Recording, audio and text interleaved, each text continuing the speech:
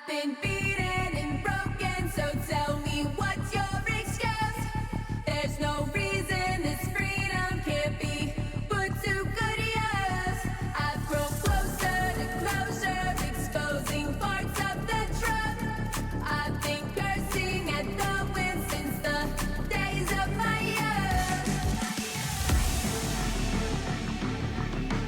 Since the days of my youth.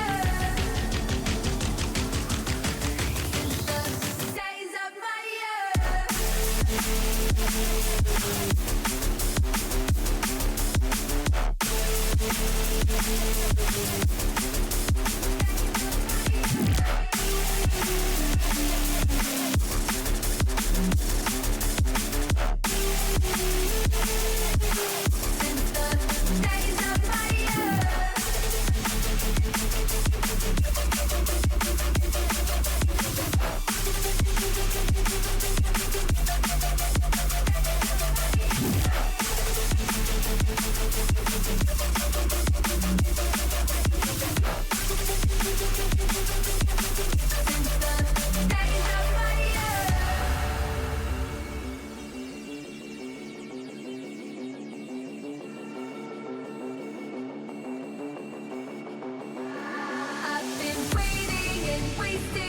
just can't take it no more.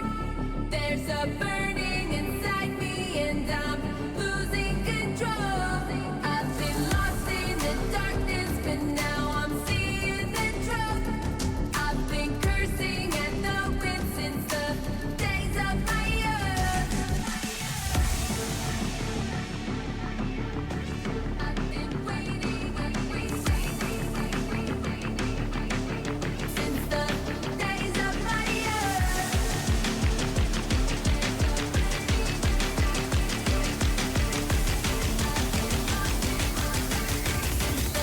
Days of my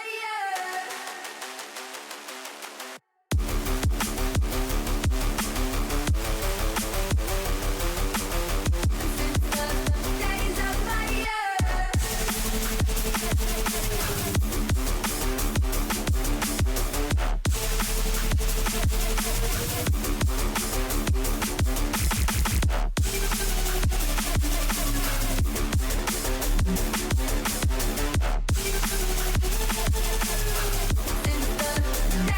my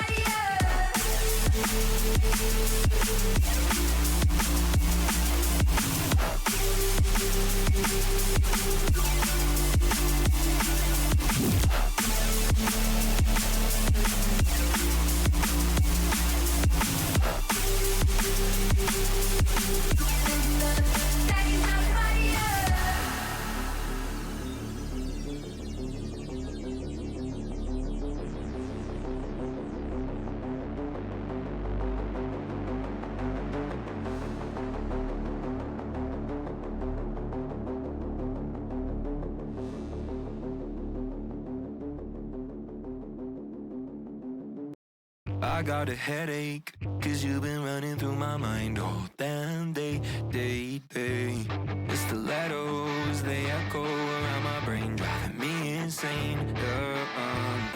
Your body could build my grave with leather and lace. You take all my breath away with that face. Cause she's drop dead gorgeous, I think she knows it, I think she knows it. That she's drop dead gorgeous, I think she knows it. But if she ever asked, I would just drop dead, just drop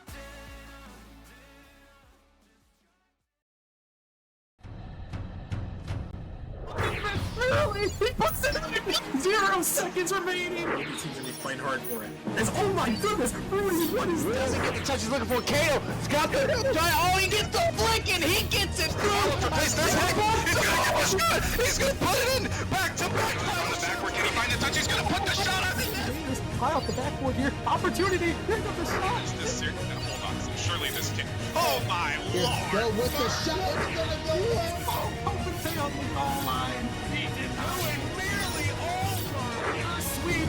It comes through. The venom. The improbable. The impossible. The 4-time champions.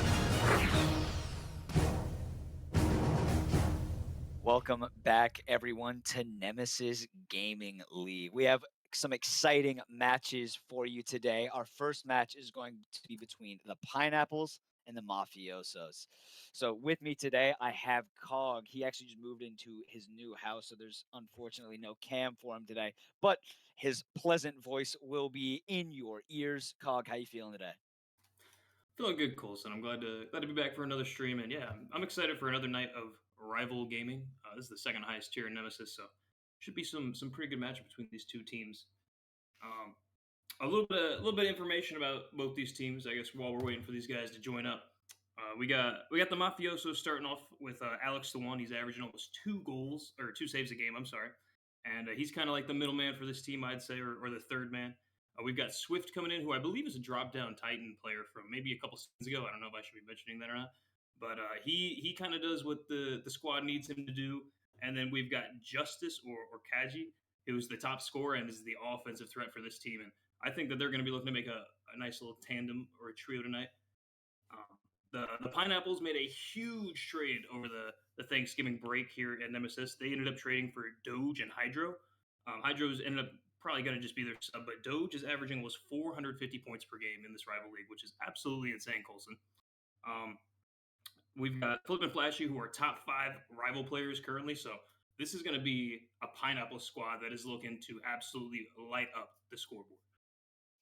Pineapple squad that is 7-1, absolutely dominant so far this season, and the Mafiosos are sitting at 4-4, trading up. Like you said, I think Doge and Flip are going to be the exclamation points that are going to be needed for this offense on Pineapples. And maybe if Mafiosos led by Justice, if they can get their offense going, I think that it could be closer. 4-4, but no slouch of a team. Close series, close games. It's not like they have been pushed over. If they won a couple of those close games, they could be 6-2.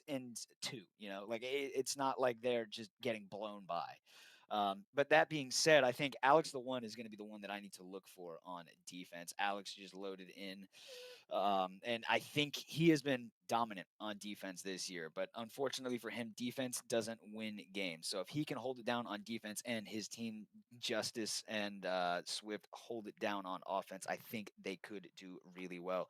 And here we go, loading into the lobby. And I think our first kickoff of the night should be happening soon. We have the Mafiosos versus the Pineapples in game number 1.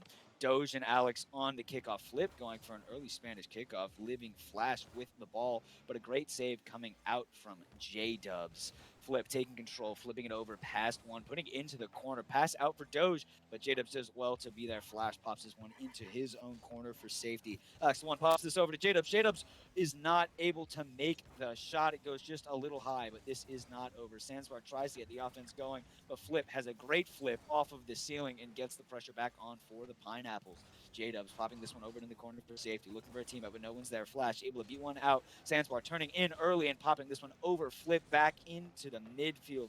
Ping pong in game number 1 so far. What do we think, Cog? First to start, I think the mafiosos are playing with a chalice up to get that started. So they definitely got a whole lot of work cut out for them. And this Pineapples team is looking to put up some great offense, but a great shot coming out here from J Dubs, Colson. Beautiful shot coming out. I love the work coming out from Alex, able to beat by one, looking for a bump on the other, forces Doge to go early, and J-Dubs can slot that one top right. Beautiful play coming out so far from the Mafiosos, but we dive back in to a quick potential kickoff goal, but Flip is there, trying to pop this one over one. 2v1 in the back line, tries to get a flip, but Alex challenges early. Shot on target, but a beautiful save off the crossbar and out down the entire pinch coming out from J-Dubs. Flash takes one in corner, pops it over Alex the One, defensive mastermind now out of the way. Flash looking for a bump, flip, pass infield, shot, and a goal from Doge, tying it up 1-1.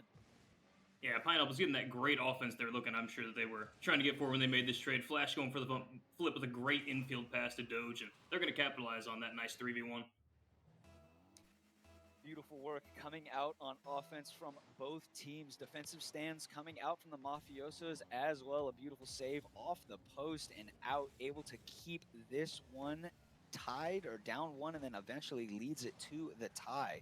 Sandsbar looking for a double in the corner and gets the bump onto Flip. Jadabs pops this up for himself, beats out Doge. Flash trying to get a 50 and does. Flip will able to recover this, pops this one back out mid. Sandsbar trying to go for something, but no boost. Flip taking his time, popping over the last back defender. Alex the One is faster to this ball. Defensive stand coming great. Missed passing opportunity, J-Dubs to Sandsbar, but they are going to keep the pressure on for the Mafiosos. Sandsbar trying to keep this one going. J-Dubs able to get this one past Doge, flipping this one over to Flip. He takes control, gets a mistouch, and Alex the One is able to pop this one back out. Great bump on Flip, and Flash is able to get the Pineapples up to a 2-1 lead. Yeah, Pineapples coming out with all the offense since that first goal, and Flip with an amazing bump in. Flash going to put that one right down the middle for a nice 2-1 lead for the Pineapples. Diving into the fourth kickoff, we go after the third goal. Flash going for the boost downfield, really aggressive. I like that play from him, but Alex is there. There's a demo coming out from Doge onto J-Dubs as this one gets launched back into the Mafioso's corner. Sandsbar gets a favorable 50 and pops this one back out to the midfield. Flip 10-10 popping this one up. J-Dubs and Doge going head-to-head at the midfield looking for control. Sandsbar puts one a little off target and it is popped away harmlessly. Pass down, gets read by Flip, and back into the Mafioso's corner we go. Alex trying to take this one to himself. Doge trying to pop this one through, but it goes a little bit high. Maybe a triple commit. 3 players from Mafiosos in the same spot, but they are not punished for it. Flash up to the ceiling, popping over one. Flip with a shot already up in the air and a goal. Beautiful passing play coming out, putting the Pineapples up 3-1 in game number 1. Yeah, and I mean, what great work here from Flash. He put in an amazing off-the-ceiling pass mid to Flip, and Flip going to put that one right down the middle of the net. Doge doing everything you need from a third man. I mean, this Pineapples team is clicking on all cylinders, Colson. There is a reason this team is 7-1 in the Rivals League, and they are putting it on display right now. Mafiosos were able to get the first goal, but as of now, it is all Pineapples. Flash putting this one into the Mafiosos corner, looking for a read, but Sands has that one read. Doge trying to make a read himself, popping it over to Flip. Flip takes this one out, leaving it for Flash. Doge stays upfield. Doge looks for the pass from Flash. What a great save coming out from Alex the One. Called on yet again by his team with the defensive stand. Trying to break out is the Mafiosos. Flip being aggressive on offense. Alex pops this one down to himself, and Flash lets it go. Offense for the Pineapples still going. What do we think the Mafiosos need to do, Cog, to get back into this game number 1? Well, that's not one thing you're going to want to see if you're going to want to get back into this one. Is Flip is going to take a nice 50 to the midfield, and Sandsbar just going to be a little bit too late, and that's going to leave the net open for another Pineapples goal. But as you were saying, I think the Mafiosos need to kind of link together as a team. We really haven't seen much chemistry on offense or even the ball in the Pineapples half here, Colson. Pineapples putting it right back into the Mafiosos, having an air dribble bump, air dribble cringe to some, but it is highly effective. Flash making this a 5-1 game. What do you think about that one, Cog? I mean, this looks like a demi-demo roster, in my opinion. I mean, that's 3, not even demo, but bump goals for the Pineapples. So again, we knew that the Mafiosos were going to have a challenging task coming in here against the Pineapples, but just having that Chally sub up does make it a little tougher. It's a great opportunity, Colson. J-Dub sends this one off the post. That could have been the goal that got them back into this game, but 1 minute remaining, 4 goals down. They need a goal and a couple kickoff goals to get back into this one. J-Dubs pops this one mid. Sands was a little bit too far forward and couldn't capitalize on it. Doge takes his time, wasting precious seconds off the clock. Pops this one over Alex in the midfield, but Sands is there, not in the boost to follow. Flip takes this one, could waterfall down, but J-Dubs is there for that one. Bump coming out on the defensive sidelines of the Mafiosos. Potentially a passing play to come out. Sands puts this one off the mark. Doge clears this one out. 30 seconds remain in this game. Flash over to Doge. Quick passing play. Flip there to follow up. But Alex lands on that one, blocking the pass and the follow-up shot. Unfortunately, defense does not win you games, but it is a beautiful stand. And as I say that, Flip pops this one into the back of the net. Yeah, the Pineapples coming into this game, I believe, as a combined, were averaging 10 shots, and they're not going to let up. They're averaging 11 in this. This is their first game together as a team, so doing everything they need to secure this game one here. All hope is not lost for the Mafiosos. We knew this Pineapples team was going to come out strong. They are 7-1 for a reason. Alex trying to do it himself could be a shot opportunity, but J-Dubs gets there a little bit too slow. Sands pops this one up into the corner. Flip takes this one down, and this game is all but over. Players decide to keep it up, looking for an extra goal, a little stat padding just to add one more to their name. A missed touch comes out, and the Pineapples take game number one. How do you think they did that, Cog? Yeah, I think the Pineapples are just doing what the Pineapples do best, and that is pressure. I mean, they are all shooters. I think Mafiosos kind of caught them sleeping in the beginning of the game. Maybe they weren't prepared for a little bit of a counterattack. But outside of that one goal, it has been nothing but Pineapples' dominance. But we have seen teams blow big leads like this, go win a game one 6-1, and then blow it in game two. So we'll have to see what happens here. A lot of pressure, 11 shots, like you said, coming out, 6 goals, over 50% shooting accuracy, shot to goal ratio. Beautiful. And look at the assists as well. 6 assists coming out for the Pineapples. The Mafiosos were able to get 1 goal and 1 assist, but they did not have nearly as many shots and pressure as the Pineapples did. I think we are waiting for a player to join back up into this lobby. Maybe a card change, maybe a quick mental break. And that is important in games like this. Sometimes you're not feeling it. Maybe you're in the Octane, you swap to the Fennec, or vice versa. You're just not feeling what you guys are doing. And I do not mind this card change at all as we are loading into this next game. Pineapples take a dominant game number one, almost to Brazil, but not all the way there. Now we are diving into game number two as a couple players have a little kickoff issues spawning on the wrong spawns. But here we go. The players are good enough to fix that. Diving in, Flip and Sandsbar. This one pops over into the Pineapples half early. Flash elects to pop this one over the Flip, but J-Dubs is able to cut this one out early. I like the pressure that I'm seeing early, and this could be the opportunity, but the last man for the Mafiosos was not ready for a beautiful pass pop out mid. Alex, the one I think did make a card change and swapped over to the Fennec.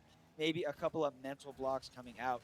Flip pops this one over one. Sandsbar able to make a save. Flash push ups a little too far, and this could be the opportunity, but no boost for Alex. Looking for a low 50. Able to get one to pop back to his teammate. Sandsbar gets stomped out by Flash. Is someone up? Doge is up, but a fake out coming. Doge with a shot, but unfortunately, it does go wide. The pressure is still on. The Pineapples are still able to keep that pressure on the Mafiosos, but a great clear out from J-Dubs burns away the clock, and ping-ponging in game number two continues. Yeah, I think Mafiosos are keeping up great pressure, and as I say that, Alex getting a great finish through to the midfield. We're seeing a lot of back and forth from both of these teams, and it's going to be a great pass off the backboard from Sandsbar, who again is their sub up, so he's starting to play it, is starting to turn it up a little bit, and Alex the one going to put that right into the left corner here. I didn't expect a Pineapples defender to be caught out of rotation like that, but very well. The Mafiosos are into this one. I tossed it over to you, but I think the Mafiosos said, Colson, hold up, your play-by-play isn't done. I have a goal for you, ready to go. And that's what I like to see coming out from the Mafiosos. They did get the first goal in game number one and then let 6 unanswered go in, but they got their one back immediately in game number two. So let's see if they can keep this offensive pressure on. Big Flash taking this one in the midfield. It does get 50'd out. J-Dubs being aggressive and unfortunately doesn't have boost to follow it up. But you know who does? Sandsbar makes it a 2-0 lead for the Mafiosos. And maybe we weren't looking at the right guy to step up. I was thinking maybe it needed to be J-Dubs or their other rival player, but Sandsbar looking like he's going to be the guy to put the Pineapples in their place here with a nice shot. Great fake out coming from his teammate as well. No boost, no problem. Pretend like you're going to still go for it, and your teammate will bail you out. I love the midfield pressure coming out from Alex. Sands goes a little bit too fast, and it does go over his head, but J-Dubs does well to take time. Flip could have got a shot in the midfield, but it was just a little bit too fast for him. He takes this one off the wall, maybe looking for a teammate, trying to pop this one down over to Doge. Sandsbar dives early, but J-Dubs is there with the 50 out into the corner. It pops up. Sandsbar's up to follow it. It goes off the back wall, and Flip makes a great read right over to Alex the one. Doge looking to pop this one back into his own corner and does. forces Alex to bite. It does pop up. J-Dub's able to get the boost, and the midfield pressure from Flip continues. The Pineapples have done well so far in this series with their midfield pressure. Mafiosos were able to get out of it just a little bit. What do you think of that, Dog? Yeah, I think that we're finally seeing the Mafiosos get comfortable now. I think game one we might have had a little bit of nerves, but this game two, they have come out and we are seeing a lot more midfield play. It is not just a Pineapples free for all. I mean, we're seeing great opportunities from both teams. We might want to see Pineapples put a couple more of their chances away, but I mean, it's a great step up from the Mafios from game one. Doubling their score line, but the the Pineapples were looking to cut that one in half. A missed passing play leaves this a 2-0 lead. Doge passes it over to Alex the One, and Alex the One says thank you very much and makes it a 3-0 lead for the Mafiosos. Yeah, Doge not going to be getting the touch he wants here, and Alex is just waiting for it, praying on it, and he's going to put that in the left-hand side of the net, and hey, they're going to be able to take a 3-0 lead here, Colson.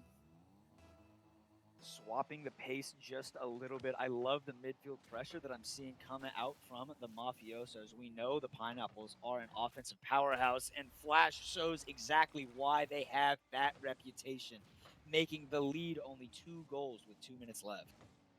Yeah, it might have been a little bit too early for a 3-goal lead. Rocket League can be brutal, and Flashy's going to put a nice pinch downwards, and that's going to put them into this game and keep it 3-1. As I was trying to give credit before Flash rudely interrupted me with a ground pinch, the Mafiosos are keeping this midfield pressure. I wouldn't be surprised if Sands goes for this one and does. I love the aggression as Flip pops this one out, and Alex with a great save. I think that J-Dubs and Sands can be a little bit more aggressive on offense, knowing that they have Alex in the wings. As this one pops a screamer pinch downfield, Alex looks to recover this one and does.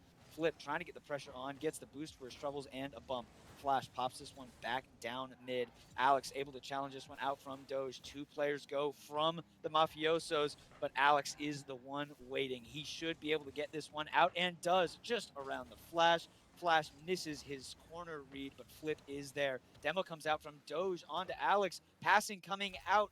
Beautiful, selfless play coming from Flip, giving Flash the goal and making it a 1-goal game.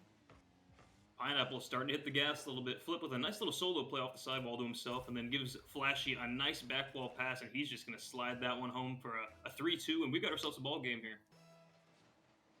Great offensive pressure from the Pineapples, even from a 3-0 deficit. They're able to come back into this one. That doesn't come as a surprise because they won 6-1 in game number 1. They are being selfless. Flip passing it over to Flash, just keeping ball possession. But Alex is there looking for Sands, trying to do the same thing. J-Dub's trying to pop this one low. A bounce shot, but Flip has it red. Doge popping this one over to Flash, but Alex has that one red. Midfield pressure is the name of the game and has led to the Mafiosos' success in this game number 2. If they keep that pressure on and hold their boost, I think they will do well because as of now, the Pineapples are putting that pressure back on. Awkward ball. Sands gets a misread, Flip with a shot and capitalizes on that opportunity. You can't miss those, Cog. Yeah, I mean, Flash, that's a great 50. I mean, he plays it slow and gets a nice 50 that's going to waterfall down. Sand's not going to get the touch he wants, and Flip is going to punish you if you're going to leave the net that open.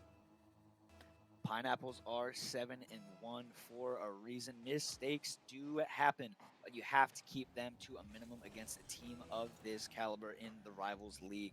Flip pops this one over the wall. Great patience coming from Alex. Alex looking for a teammate, but they did not turn. J-Dub's low boost trying to make it for himself. Pinch down with Sands, but this one a little bit off the mark. Alex in the corner, Doge looking for a 50, does not get it. Alex pops it over him. Sands is up early, gets a pop down, fakes it out for Alex, but no beans, unfortunately for them. Oh my goodness, I have spoken too soon. J-Dubs out of seemingly nowhere makes it a 1-goal game with 5 seconds remaining. Yeah, Alex is going to get an amazing demo there on that back line to open it up for J-Dubs, and Flashy maybe not getting the 50 he wants to, and J-Dubs is going to rip it into that top left-hand corner. What an amazing shot, Colson.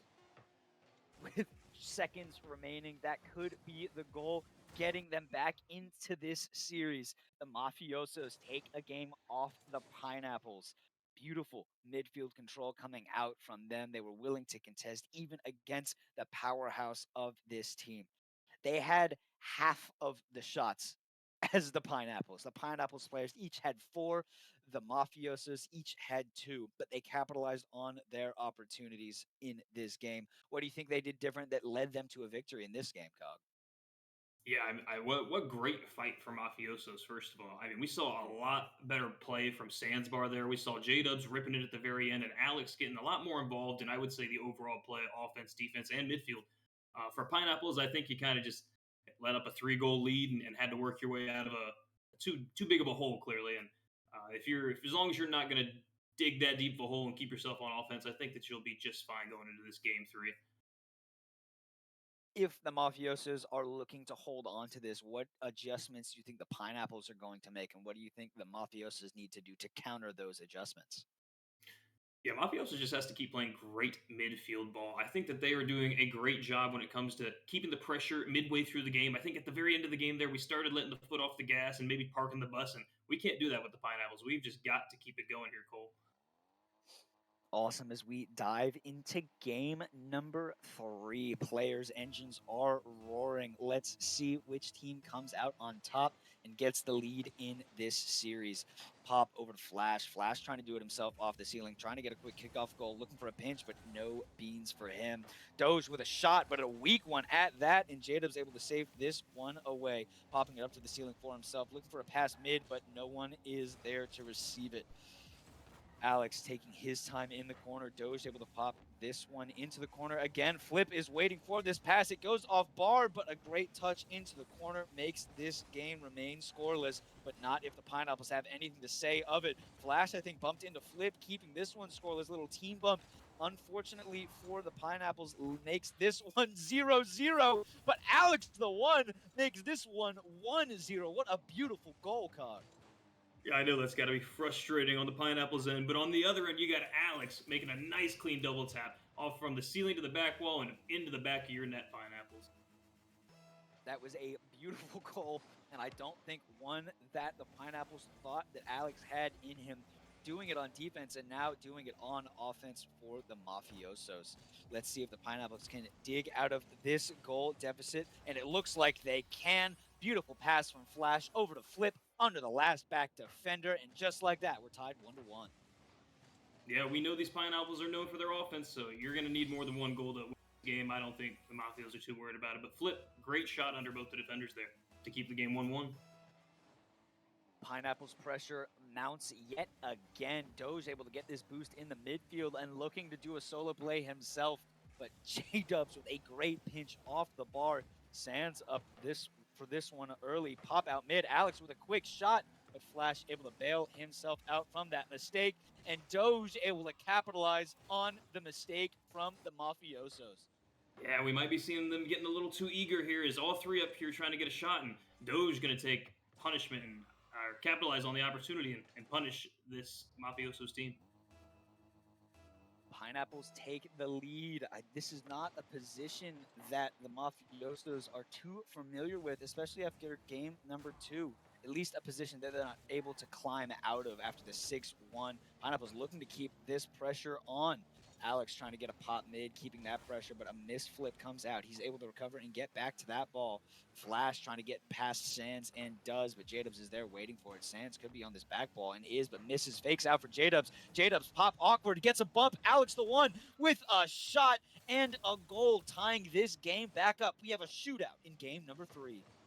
Yeah, and what great patience from him as well. I don't know if that was meant to be a fake or not, but he gets Flashy to backflip off the back wall, and J-Dubs with a great pass into a bump there, and we're going to keep this game at 2-2.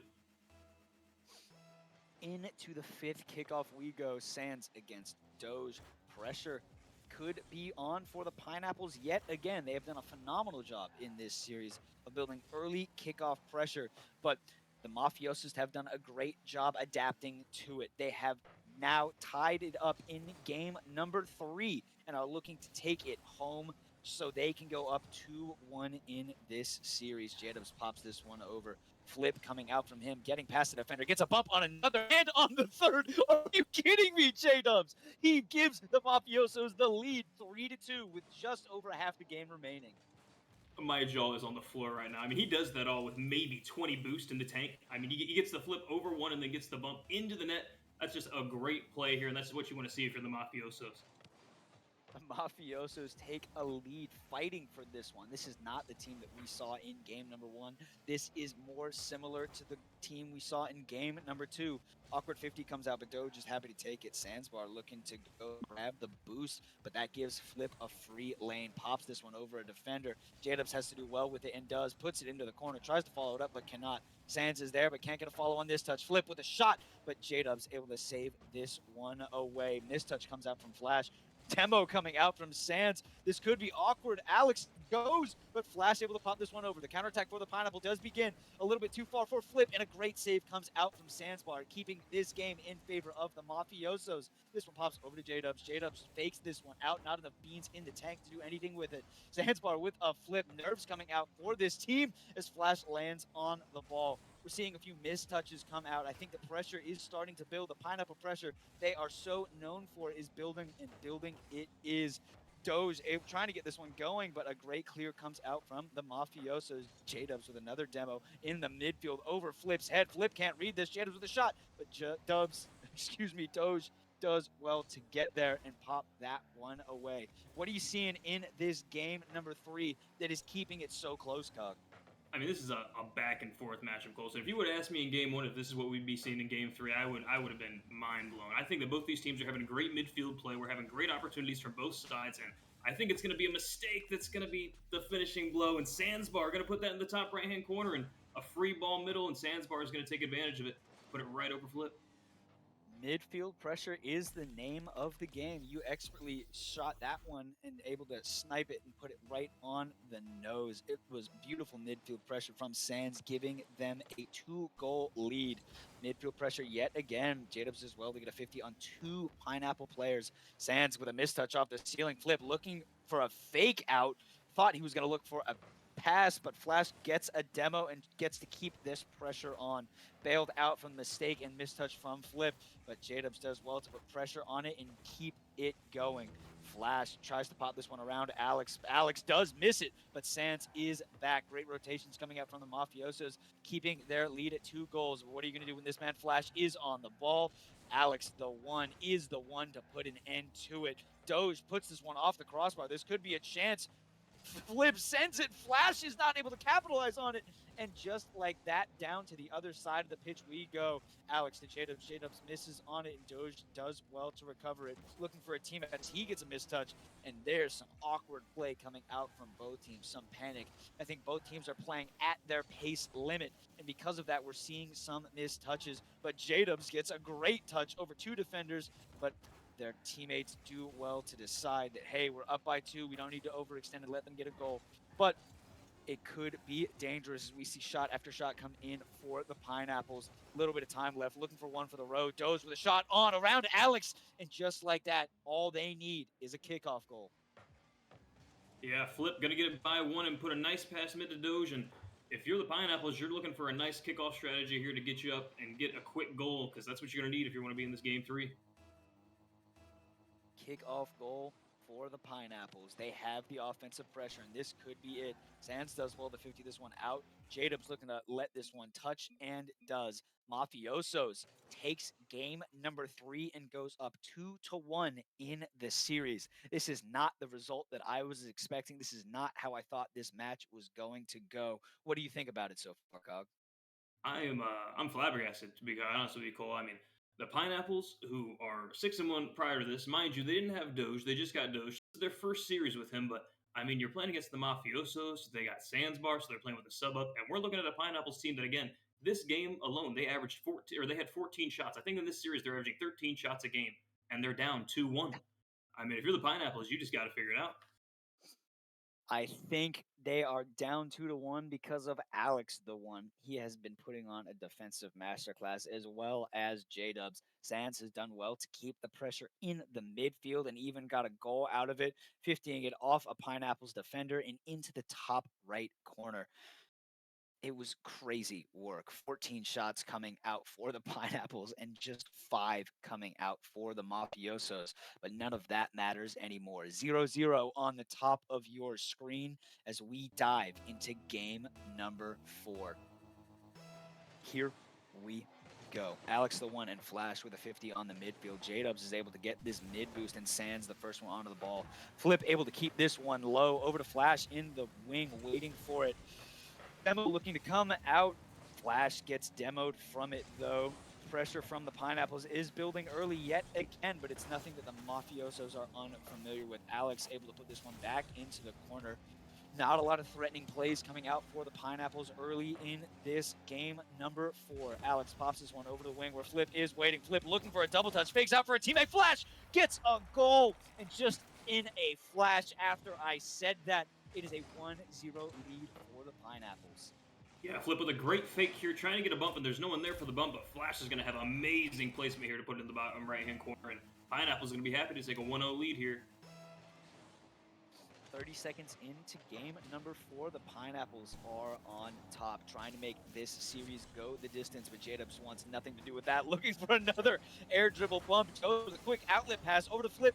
If this one's on target, he could have got Sandsbar out, but Sands is back. Pops this one out. Alex able to keep this one close, looking for a 50 on the next one. J-Dubs a little bit awkward, but gets a touch on it. Flip looking for a slow play shot and gets it. Beautiful mind games coming out from Flip, doubling up on their lead in the same amount of time. Yeah, and something tells me the Pineapples are not too happy about being down 2-1 in this series. We've got plenty of game left, but so far this first minute has been nothing but Pineapples offensively. And that is to be expected. Flip and Doge both on the same team. Sandsbar could get a great 50 out to cut this lead in half, but it is 50 away. J-Dubs looks to score and does a great, was it a demo or was no one in position? J-Dubs does get the demo on Flash. Beautiful play, Cog. What do you think? Yeah, and as I say that, who am I kidding? I mean, this is going to be a shootout no matter what's happening here. Sandsbar just getting a nice pass through the middle, and J-Dub's going to finish that one off as he should after getting a nice demo. J-Dubs 50s Doge, and just like that, the Pineapples get the midfield pressure. I think that's my one big critique of this series so far, is that the Mafiosos really don't try to get kickoff pressure, but they are up 2-1, so who am I to say anything? Flash sends this one off the post. That could have been the Pineapples' opportunity to double up their lead on the Mafiosos, but to no avail. Flip elects to takes his time. Sandsbar goes out for it, but Flip tries to pop this one down, looking for a 50 or a pinch. Flash with a slow play yet again, trying to get mind games incorporated, catch the Mafiosos out, but they have done well keeping this lead at 1. Flip goes early, expecting Sands to go. J-Dubs gets past another one, but it is cranked high and wide. Alex jumps early, and Doge is ready for it. J-Dubs with the 50. Alex getting it over another defender, and this should be the goal to tie up the game. 2-2, 3 minutes remaining. Yeah, well, I mean, J-Dub's getting an amazing 50, and Alex is going to take it off of his own teammate here and catch Flash a little bit out of the net there to put this game tied up at 2-2 here. I've seen that a couple times out from the Pineapples, some lapses in rotation, someone turned away from the ball when they weren't expecting the worst touch or the worst case scenario. Mafiosos do well to capitalize on that, but here is that early pressure again. Flip looking to get a goal, but Sands does well to pop this one out and away. Flash with a quick shot, but it is 50'd out by both J-Dubs and Alex. Alex can't go for this one. Doge looking to get another one onto the scoreboard as it pops back over to Flash. Flash looking for a teammate mid, but Sands does phenomenally to beat out Flip to it. And J-Dubs with a great follow-up onto Flash. Midfield pressure from the Mafiosos still there. And the Pineapples are struggling to figure out this defensive stand. Back down to Flash. Sands does well to 50 in the midfield. J-Dubs flicking over another one, and Doge is last back. He sends it early up to Flip. Flip looking for his teammate, but no one from the third man sends it. Flash tries to ping pong it back and forth, making the Mafiosos waste some boost, trying to burn them down so they have an easier shot. And Flip is the man to do it, popping it down to Flash. Flash with a quick one, but even on low boost, the Mafioso is able to pop this one away. Sands pops this one over and by J-Dubs. Quick shot coming out, but Alex the one is the one you want back. Beautiful pressure, beautiful defensive stand. I wonder how this game no 4 is going to turn out, Cog.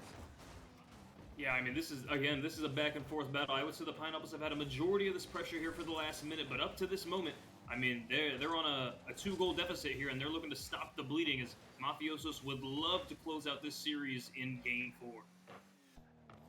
Alex the one pops this one into the corner where Flash is waiting. Alex able to pop this one up, hoping that a teammate could go, but it'll be flipped. That goes for it, drops this one down, and Sans cranks this one into the corner, looking to follow up on it.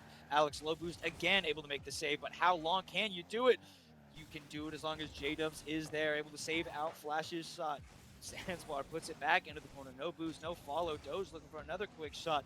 So far, all the pressure I'm seeing from the Pineapples hasn't done anything. This is what we need from them. A quick 1-2 passing play. And just like that, they're up 1 goal with 1 minute remaining. Yeah, and I think the Pineapples do what they do best, and that is keeping pressure and punishing. I think J-Dubs gets caught with a double commit back there with his teammate, and they're going to end up capitalizing to put them up 3-2 with a minute left to go in this game. Diving into this kickoff, Mafioso's looking to get a goal, get 2 to win and take this one in 4. But with plays like that, it is a little bit scary. But plays like this is what you want to see. J-Dubs taking his time, trying to flick over one. Flip does well to save. Alex following up on it quick, and Flash able to save this one away. Pressure still building. Crazy shot coming out off the deflection, but it does go off the 4th man, the crossbar for the Pineapples. Pressure still on. Alex with a quick shot. Flip able to save this one away, and the script seems to have been flipped in game number 4. Pressure in the last minute goes all toward the Mafiosos. Let's see if they're able to keep it on. Sands in the midfield gets 50'd out.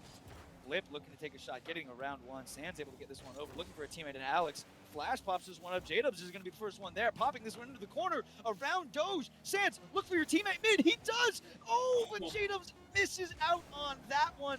They're going to have to scramble. This could be it. Flip with a great touch onto the back wall over the last back, but this game is not over. Into the midfield we go again, and down the ball goes. Pineapples crawling back. What did you see in this game, Kyle?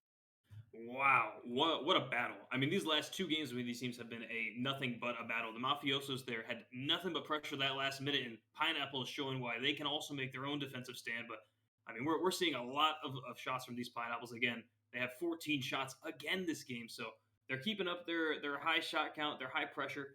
But these Mafios, I mean, I can't see what one player had, but I can tell you that 2 of their players had a combined 8 saves. So I'm assuming that they are just harping in on this counterattack. So far, this is an amazing series. Alex the one is the one on defense with 7 saves himself. Sands getting 1. That's the 8 total we got before, but mistake it not.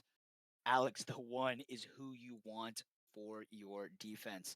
Unfortunately, defense doesn't win games. I've said that time and I will say it time again. It is what it is. Beautiful defensive stand, but not what you want to see. You only need the top of the screen. That big number needs to read higher than your opponents. And in game number 5, the Mafiosos looking to beat the Titans in the Pineapples. Let's see how this one goes. Early pressure off kickoff coming out for the Mafiosos. Alex pops this one, trying to get it over 2, gets it past 1. Flash pops it down. J-Dubs looking for a bump in the net, but Doge pops one to the corner. Alex passing mid to Sandsbar, but he is beat out.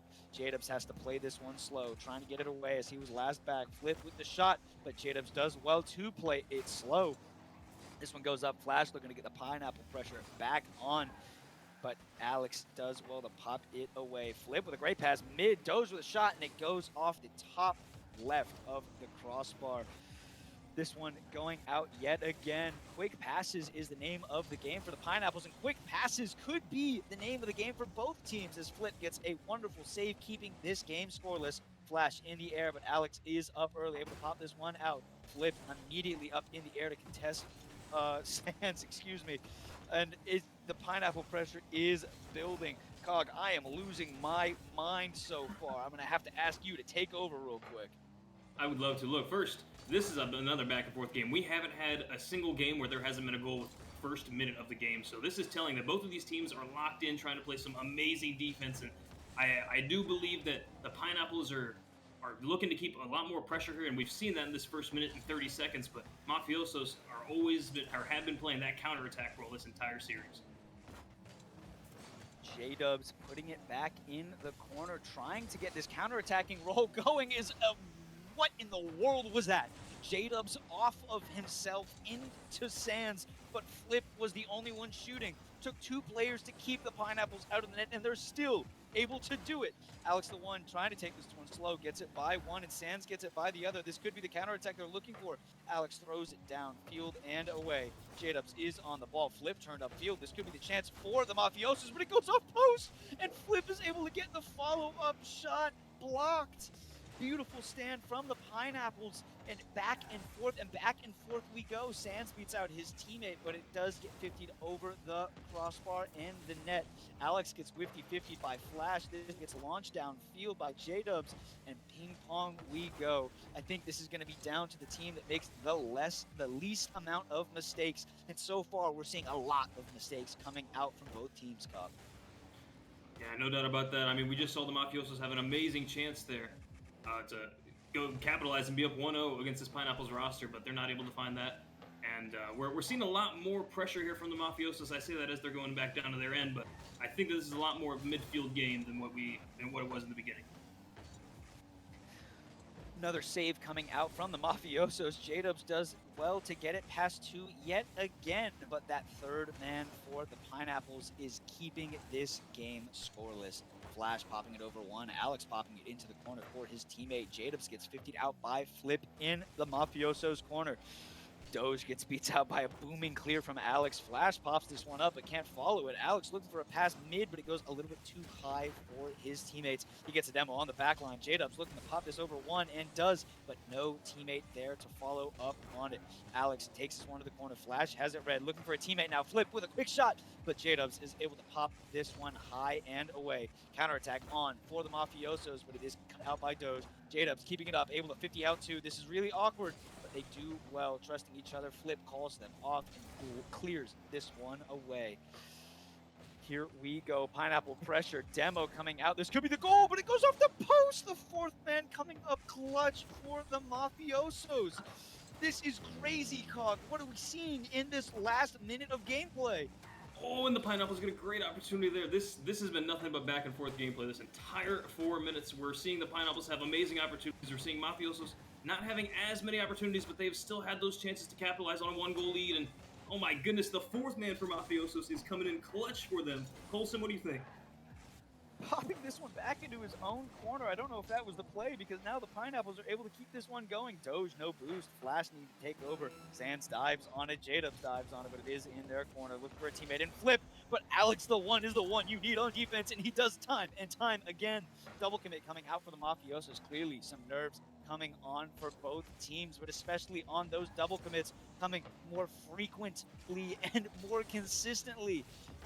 11 seconds remaining. Sands pops this around Doge, but Doge has it red. Jada taking his time in the corner. Doge looking for a demo. He jumps over it, but gets a flip on the corner.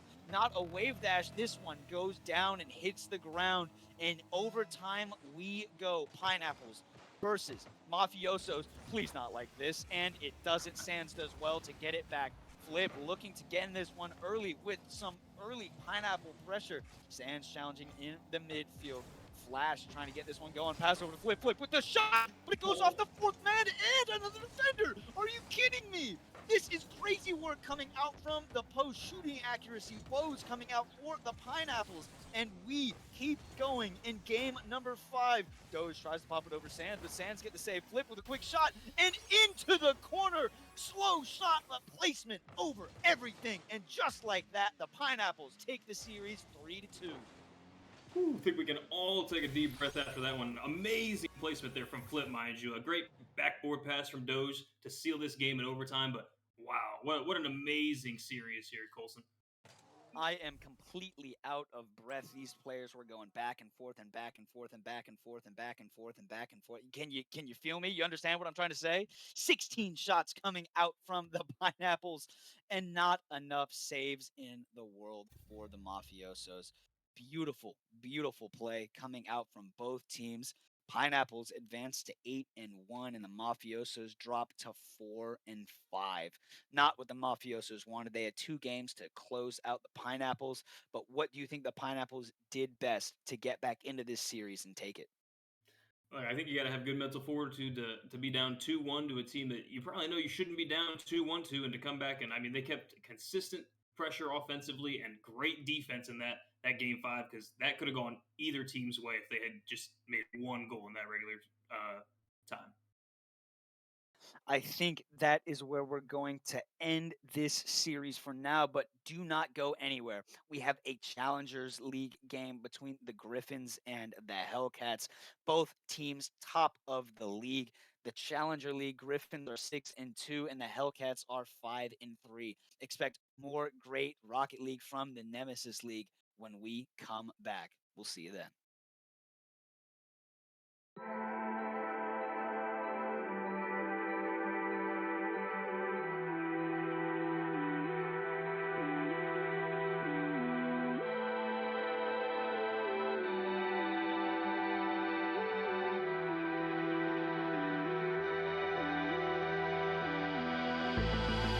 Wanna forget what you feel like, what you feel like. Wanna forget what you feel like, what you feel like.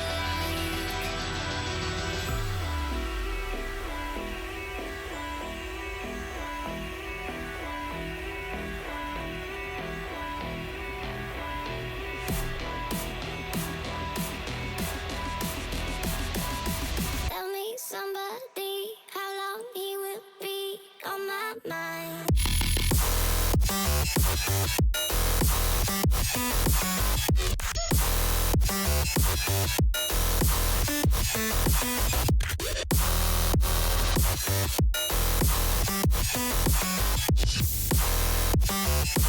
He will be on my mind.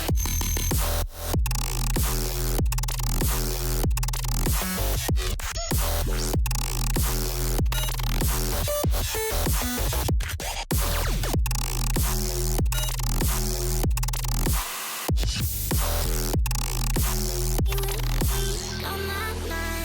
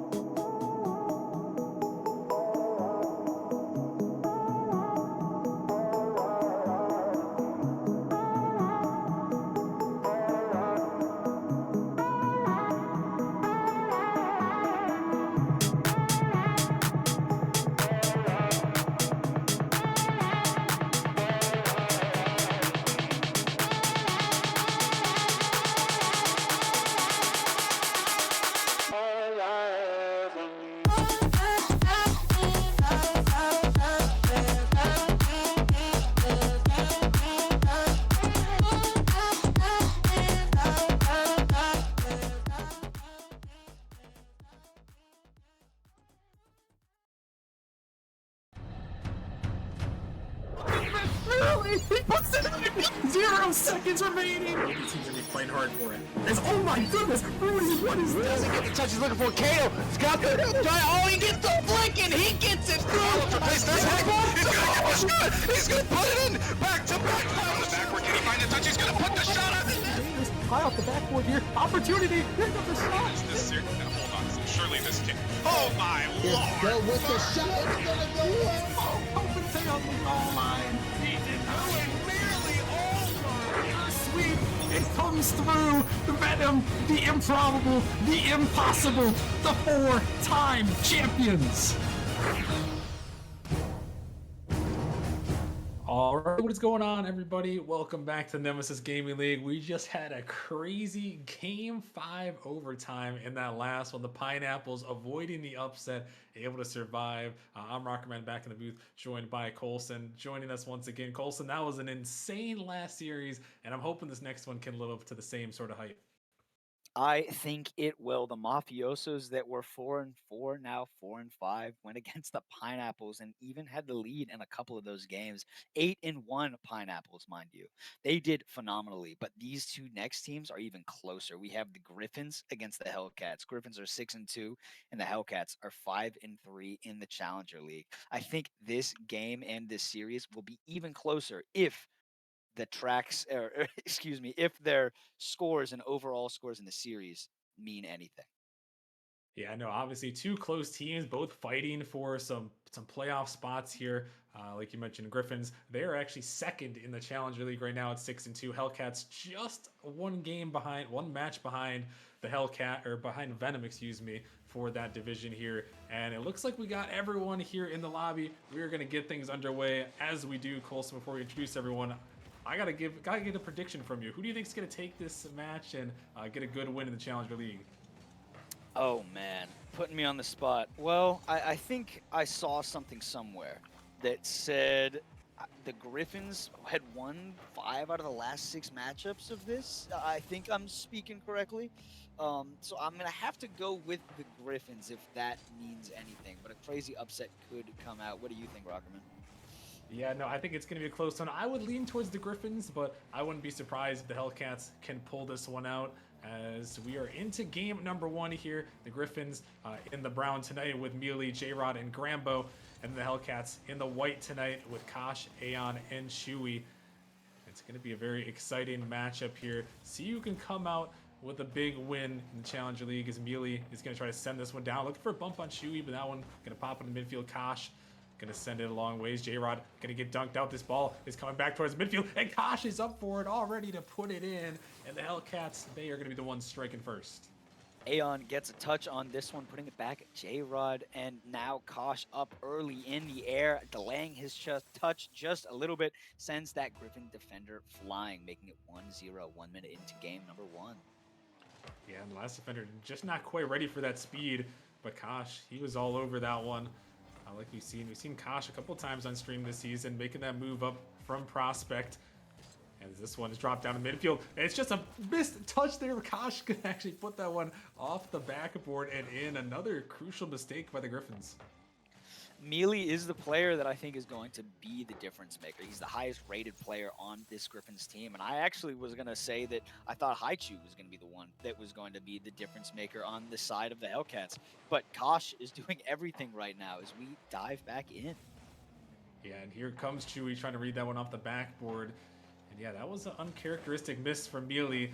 And if there is one downfall here to the Griffins so far this season, Colson, is that they struggle early on in the series. I know they played against my Ascension team and actually went down 2-0 in the series. They were able to bring that one back, unfortunately for myself, but they are a slow starting team. And you know, when you got a slow starting team like that, you know, it can be tough to try to bounce back and bring yourself some momentum in the series. Pressure coming out for the Griffins now, trying to get back into this game, but it'll be tough when you are down 2-0. Pressure coming out early. I like the midfield presence that we are seeing, but if you go a little bit too far, Grambo will take full advantage and cut the lead in half. Yeah, Grambo just a nice touch over the last defender and just a little cakewalk into the back of the net right there, able to cut the lead in half. as we're just 2 minutes into this game. But a nice play from Grambo to cut the deficit. As this one again popping on midfield for Grambo, who's trying to end the deficit altogether, but can't quite put that one on target there. That's going to be sent off to the side. Mealy now pushing it back in. Bakash going to take this one up. Not a lot of boost to work with. He's able to get it out just a little bit. Grambo gonna get one touch. This one popped up. J-Rod, big dunk over the top right there. Grambo is trying to find this read. Can't quite connect. Mealy trying to get a little aggressive as the third man there. He just drops it down. Chewy gonna bang this one up. Aeon trying to get to it, but J-Rod, he's right on top of that one as it's pushed off to the side yet again. Kosh trying to challenge that one. Not quite gonna be able to get that one out as Grambo sends it right back in here. As J-Rod, again, looking to shoot this one towards net. Chewy is going to find another save. And the Griffins, after a slow start there, Colson, trying to find some offense right now. Yeah, I think in the last series, what we saw was a lot of midfield presence, and that was the difference maker for the Mafiosos. And I think that will be all the difference in this game for the Griffins. One of the things the Pineapples found success from was quick passing plays. We've seen some attempts come out from both teams, and they need to keep relying on that. Selfless plays like what we just saw from the Griffins. Mealy going for a bump. Garambo able to get a free shot. Unfortunately, it didn't pan out, but if we see more plays like that from the Griffins, I think they will be able to take this series as Mealy gets a free double touch off a demo. Beautiful selfless play coming out from the Griffins, and that allows his teammate to peak. Yeah, and that was J-Rod with the demo, but Mealy with the insane double tap anyways. Doesn't matter, there's no defender in net. He still has to find that angle, and he's able to slam it in the back of the net. Able to tie things up at 2 apiece here. Minute 20 remaining. Now is Mealy looking again to take to the air. Gonna go over the top, off the backboard. J-Rod trying to find that one. It's gonna go off the wall. Grambo gonna keep it around, looking for Mealy, but doesn't have the boost to be able to follow it. As Grambo is gonna get it by one. Chewy gonna get it over the top of another. Chewy, he's gonna go up again, looking for the dunk. Gonna find one on J-Rod. Grambo is back there, but he's gonna get dunked out. The ball's popped up. A nice touch. Able to clear that one away as Grambo is going to send it down back in the Hellcats corner. This ball again up high. Mealy trying to find something. Pushing this one towards the backboard. No one on the backboard. No one up, but that one is going to slam off the post. Chewy now trying to counterattack. It's going to go out to Kosh, who's going to try to take control here as 2 players are going to jump. One is going to connect. This one is going to hit the corner. The Hellcats trying to break this one through. Not quite going to be able to do so as we're down to the final 30 seconds.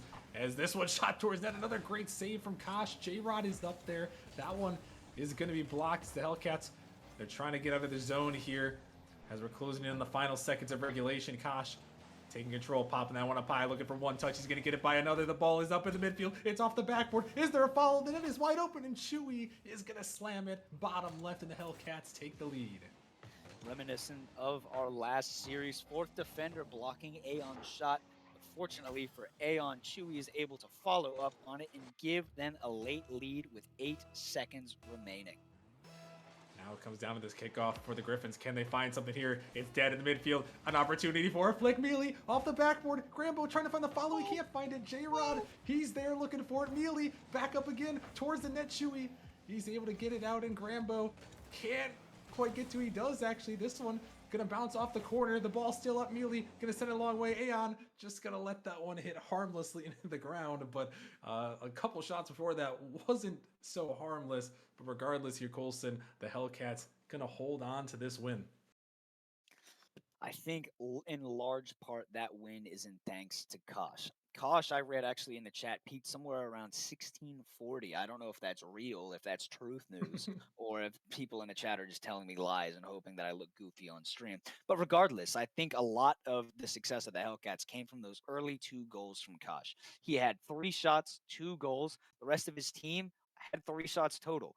But the Griffins have something to look forward to. They had 11 shots overall compared to the Hellcats' 6, but they weren't able to get those shots to fall. I think if they're able to keep that pressure on, keep playing selfless, and trust in one another, I think they will be able to get back into this series. And like you said earlier, the Griffins play well later. So as long as they get warmed up, I think this series could go the distance. I'll kick it back to you as we dive into game number 2. Game number 2 about to get underway here. And, you know, Colson, if there's one thing I've learned over almost 6 years of Nemesis is that you can always trust Twitch chat. They'll never lead you astray. Oh my goodness, that one almost gonna find the back of the net there. That was almost a crazy start to game 2. But yeah, it's gonna be an interesting one to see if the Griffins can find that battle back here. They were close in that game number 1, just couldn't quite close it off. The Hellcats found that goal with under 10 seconds remaining. And now, as we're into game 2, let's see what they've got. Is Chewy taking to the air, trying to find the dunk. But that one just gonna be pushed off to the side. J-Rock taking this one. Grambo is hunting for the net, trying to turn it around. But Kosh gonna dodge the demo. Able to get that one away for the moment. It's Grambo gonna collect, gonna find a 50. The ball dropping down. Grambo actually gonna find another touch. It's going towards the net. Kosh can't quite get it where he wants it. And J-Rod is all over it to put it in. I love that play from Grambo. He gets it by 2 defenders, 3 defenders, and forces a bad touch out from Kosh. J-Rod is there waiting in the midfield. Doesn't get the strongest shot, but he gets what matters. It goes into the back of the net. And if there's one thing we've seen from this Griffins team early on in the season is they have great follow-up. Right there is that one. Oh my goodness, a great save by Kosh. Able to send it away as there was the follow-up from the Griffins, but the defense from the Hellcats able to keep that one off target. As Chewy now able to send it in the corner. J-Rod gonna jump up for this one. Double commit comes through, but they are able to get it back into the Hellcat zone. Kosh can't quite get to that one. Grambo trying to send it in, and he will. And the Griffins offense is starting to heat up a little bit. J-Rod said, "Thank you for the last goal, Grambo. Here's one right back." He pops this one off the backboard, beats out Kosh as the last back defender, and Grambo is able to put that one into the top left. Beautiful placement coming out from the Griffins. And the Griffins 2 early goals, like we saw from the Hellcats in that game number 1. We'll see if this means that the Griffins are here and ready to compete in this series. This one's sent back off the backboard and popping out. Chewy just gonna wait for it, trying to fire a hard shot. He's gonna get one towards the net, but Grambo all over the top of that one. Is Mealy gonna find a 50? Chewy trying to read that one, drops it down to Aeon. Touch off the backboard, the ball is floating up. Chewy is gonna fake it out as this one is gonna carry him into the Hellcat zone. Bakash gonna collect this one. J-Rod now on the touch. Grambo gonna send it to the corner as this one drops down. Another Demo's gonna open up the net wide open. Mealy sends it in. The Demos are just destroying the back line of the Hellcats. It's beautiful, selfless, aggressive plays coming out from the Griffins that have led them to have 3 goals. Beautiful play, beautiful demo comes out, and that is a free shot that the Griffins will hit every single time. And J-Rod really putting on that demo work here in this game number 2, trying to open up the space. The flip reset comes through from Aeon. The ball just floats awkwardly in the Griffins' corner. Pinch comes out, able to send it back is J-Rod. J-Rod still able to keep that one going. The ball up in the midfield, but Aeon is going to connect with that one. Chewy going to push this one towards the net. Grambo able to send it off to the corner to J-Rod. J-Rod again going to find a great pinch, able to send it down. No one quite in the net there. Is this one put off the backboard? A nice touch though from a diving Chewy. As this dropped down immediately off the backboard. J-Rod looking to make a turn, going to find the 50. This one could leave the net a little open. Amelie able to get back in time here as we got a 3-goal lead here, Colson, for the Griffins, and the Hellcats trying to see what they can do to find some offense, you know, in this game number 2, try to bring it back like we saw what they did in that game number 1. Right now, the Griffins are relying on a lot of selfless play, and I think the Hellcats are looking for Kosh to be that difference maker yet again. We saw Neely hit an amazing shot, and he has been so selfless with his team as he goes for a great tight angle shot. But I think his aggression and presence has made the Hellcats a little bit antsy, and because of that, it allows his team to get another goal. Mealy credited with the assist, but I might have to give it to Chewy as he pops it in off his own nose. Yeah, Chewy, he was trying his best to get out to that one, but just a tough one there, left in a tough spot. Aeon couldn't get that touch out in the midfield that they needed, and instead, it might turn into another one here, but Aeon, he is able to get to that one, as now it's a 4-0 lead for the Griffins here in game number 2, trying to tie this series up. As this one popped in midfield, Kosh going to find a 50 into the corner. J-Rod gonna let that one go by, but Chewy is gonna get over the top. J-Rod just able to push that one out as Grambo Finds another 50 out in the midfield. Mealy dropping it down, looking for Grambo. That one is going to be cleared away. Could be an opportunity, but J-Rod, he's all on top of that one. Mealy just sending it back into the zone. The aggression just continuing here from the Griffins. This one, again, off the backboard, going to be sent to the corner. Grambo, again, out in the midfield. Mealy with a nice touch there. Almost put that one towards the net, but instead, it's going to be pinched back here. And the Griffins, it's just... Colson, the offense from the Griffins is just insane right now. I mean, the Hellcats just haven't really had anything to stop them. Only 2 shots to their credit. I love what I'm seeing from the Griffins. It's very structured. It compared to the Hellcats, it looks like they're an RLCS team. They're playing for one another. They're playing away from one another. Their spacing is amazing. They're playing selflessly. J-Rod is passing it over to Grambo. Grambo with another shot.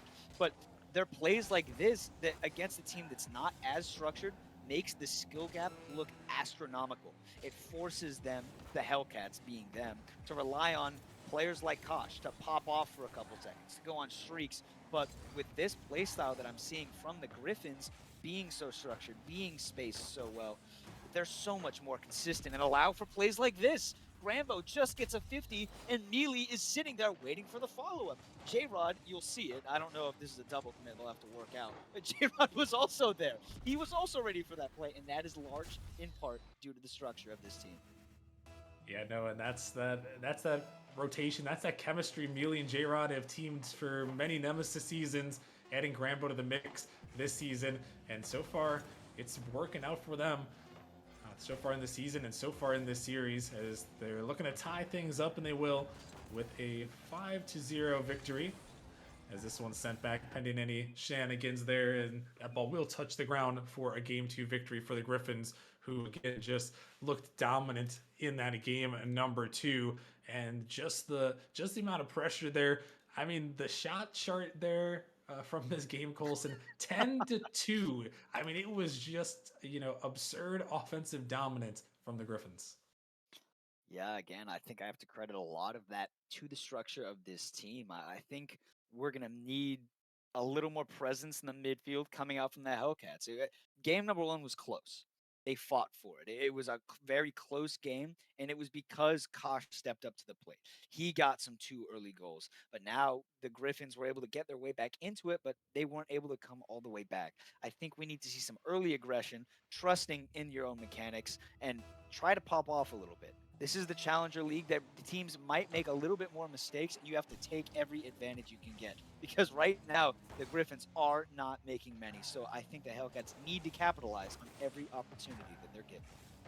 Yeah, no, I really think, too, something that I noticed is that I feel like the Griffins' aggression just really caught the Hellcats off guard in that game number 2. And, I can kind of relate to that in my own case, is that the Griffins just, when they played against us, they just went full aggressive mode, and that can really work for teams, and it worked for them right there in that game number 2, able to find that victory. But now it's a double commit. Mealy can't quite connect, could lead to an opportunity as a low pass down comes through. Kosh trying to get it to a teammate, but instead it's going to pop up. Mealy and Chewy going to dive at that one. It's ball into the corner. Kosh going to get it around 1, but not able to get it by a second. Grambo out of midfield looking for his teammate. It's just Kosh, though. Kosh looking to take this one. Going to find a big 50 into the Griffin zone. This one, J-Rod dropping it down. Not quite the best touch he was looking for there, but instead, this one's still going to find the corner. And it's going to be pushed out. Just Chewy back. Chewy's going to dive on this one. Able to pin it back towards the net, but Mealy is there just in time. And so far, Colson, in this game right here is, wait a minute, might have to hold my words for a second. Chewy trying to hold on defense. I was going to say that the Hellcats were looking a lot better to start things off, and they finally do get a clear out. I think that's in part that they're putting Kosh on the offensive front now. They're leaving him kind of as the one. They're leaving him in that midfield, just holding that space, and he's able to cut to the ball a lot faster. Unfortunately, if he's on offense, that means you don't have him on defense, right? And so Mealy passes over to a pre-jumping Grambo, and what are you going to do to stop that? I really like what this Griffins team is doing so far, and I think that the Hellcats need to play more aggressive. They need to take a page out of the Griffins' books. They need to go for demos. They've played a very clean game of Rocket League, and I haven't seen any demos come out from them when they were intentional. So I think they need to do some of those, get a little bit more aggressive, play a little dirtier. If if they want to hop back into this series. Yeah, those demos can be crucial, especially to break up a very aggressive offensive team. Get them out of rotation by finding a demo. Don't let them figure out what to do there by just allowing them to keep going, keep going, keep going. Find that demo, open up some space. But that was a crazy pre-jump by Grambo, and immediately able to find him mid-air there as now the Griffins have the lead, but maybe not for long. J-Rod is going to come through as third man, bail his team out there, but this one dropping down. Grambo with the shot. He's going to place it top bins, perfectly placed, and it's a 2-0 lead. I think if Kosh is the strong point on this team, I think he needs to play a little bit more passively. I don't want him at the one. I like that he's at the one because you get that kind of short-term success. You get that aggression from him. But once you do that, you need to pull him back a little bit, right? He's the most consistent guy on the team that we've seen in this series so far. We need to have him able to both be on offense and defense. Have him at the 2 or the 3. Do not have him chasing, because then you're leaving two teammates who might not be able to read your touches in the backfield. And it leaves awkward positioning, which is what we've seen so far. And no one is going to challenge that second ball, which is the most important. And with how selfless this Griffins team is, I think that has been the difference maker so far. I like Kosh at the 1. We've seen a little bit more success, but I think his services and talents could be better used a little bit more patiently.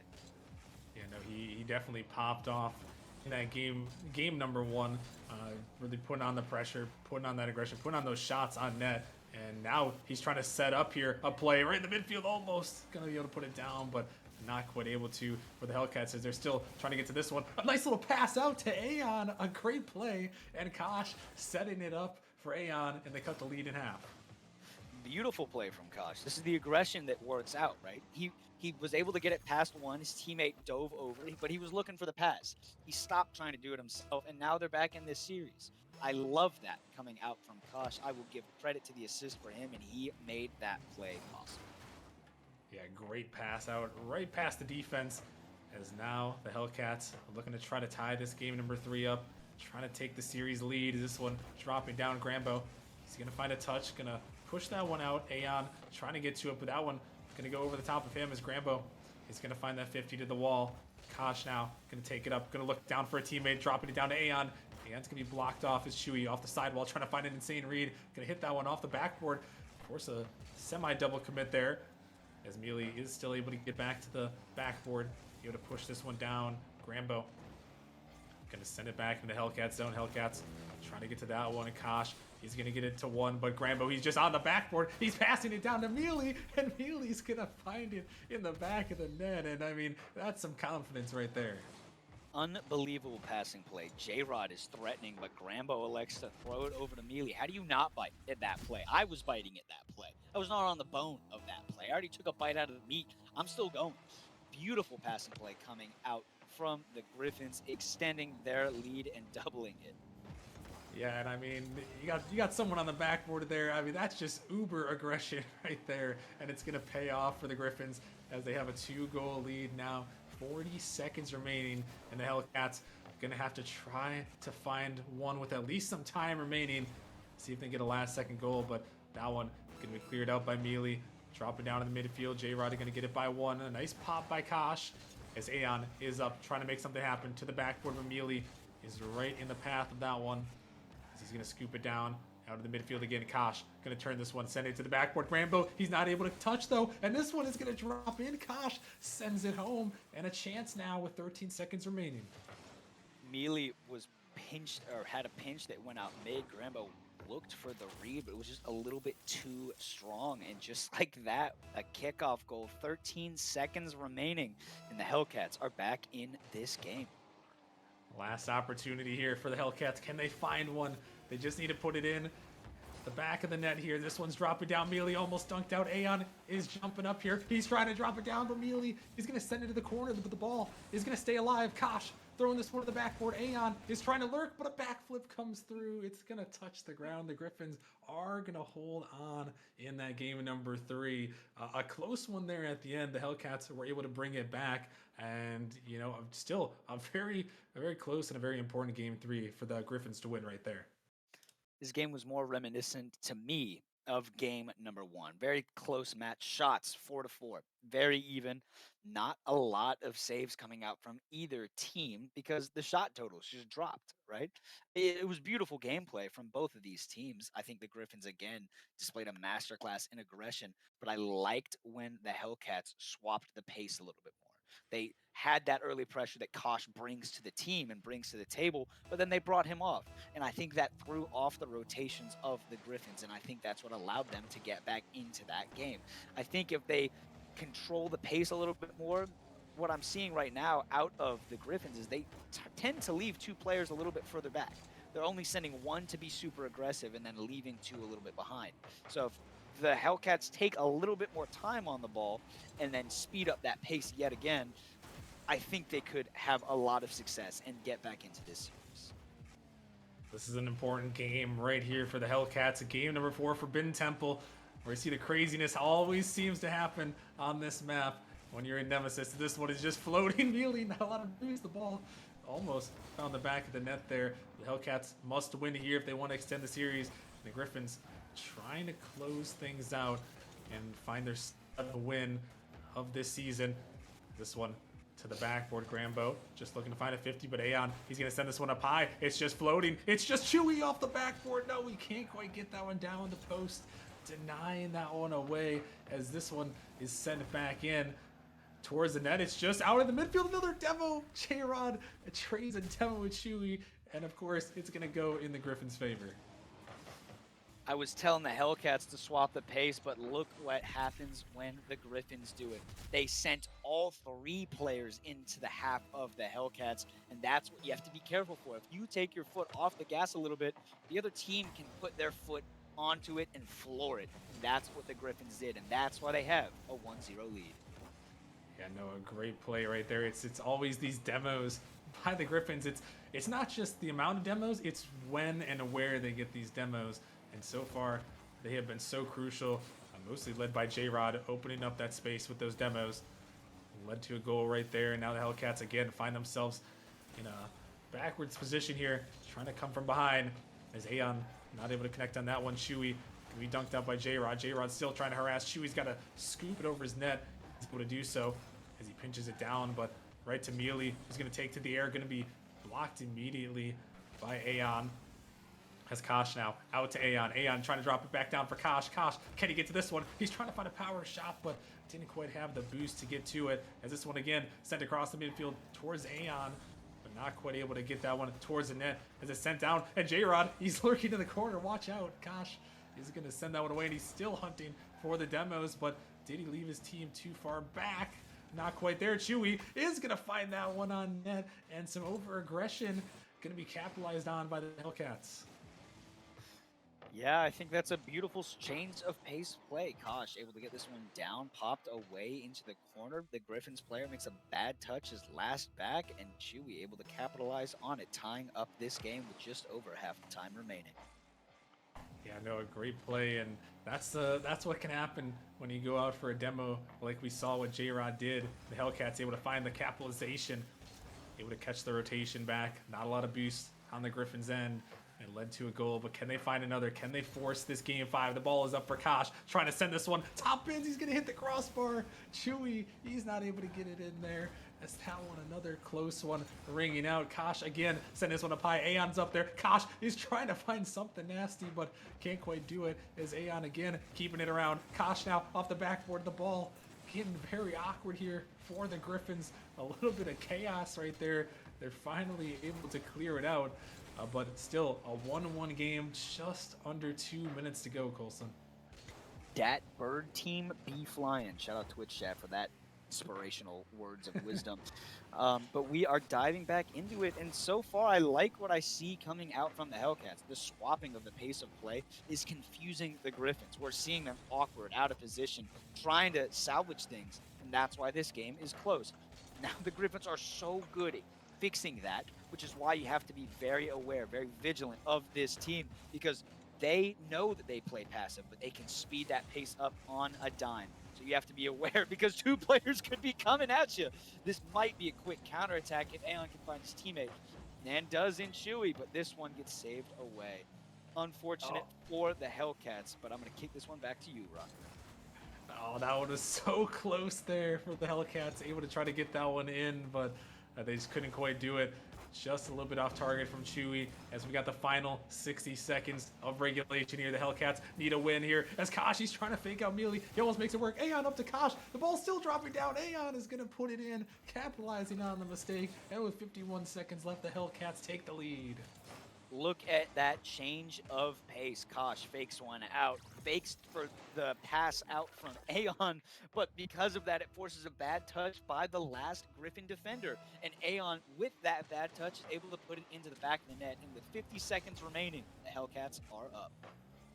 Hellcats are up, but can they stay up? Can they force the game? Number 5 here.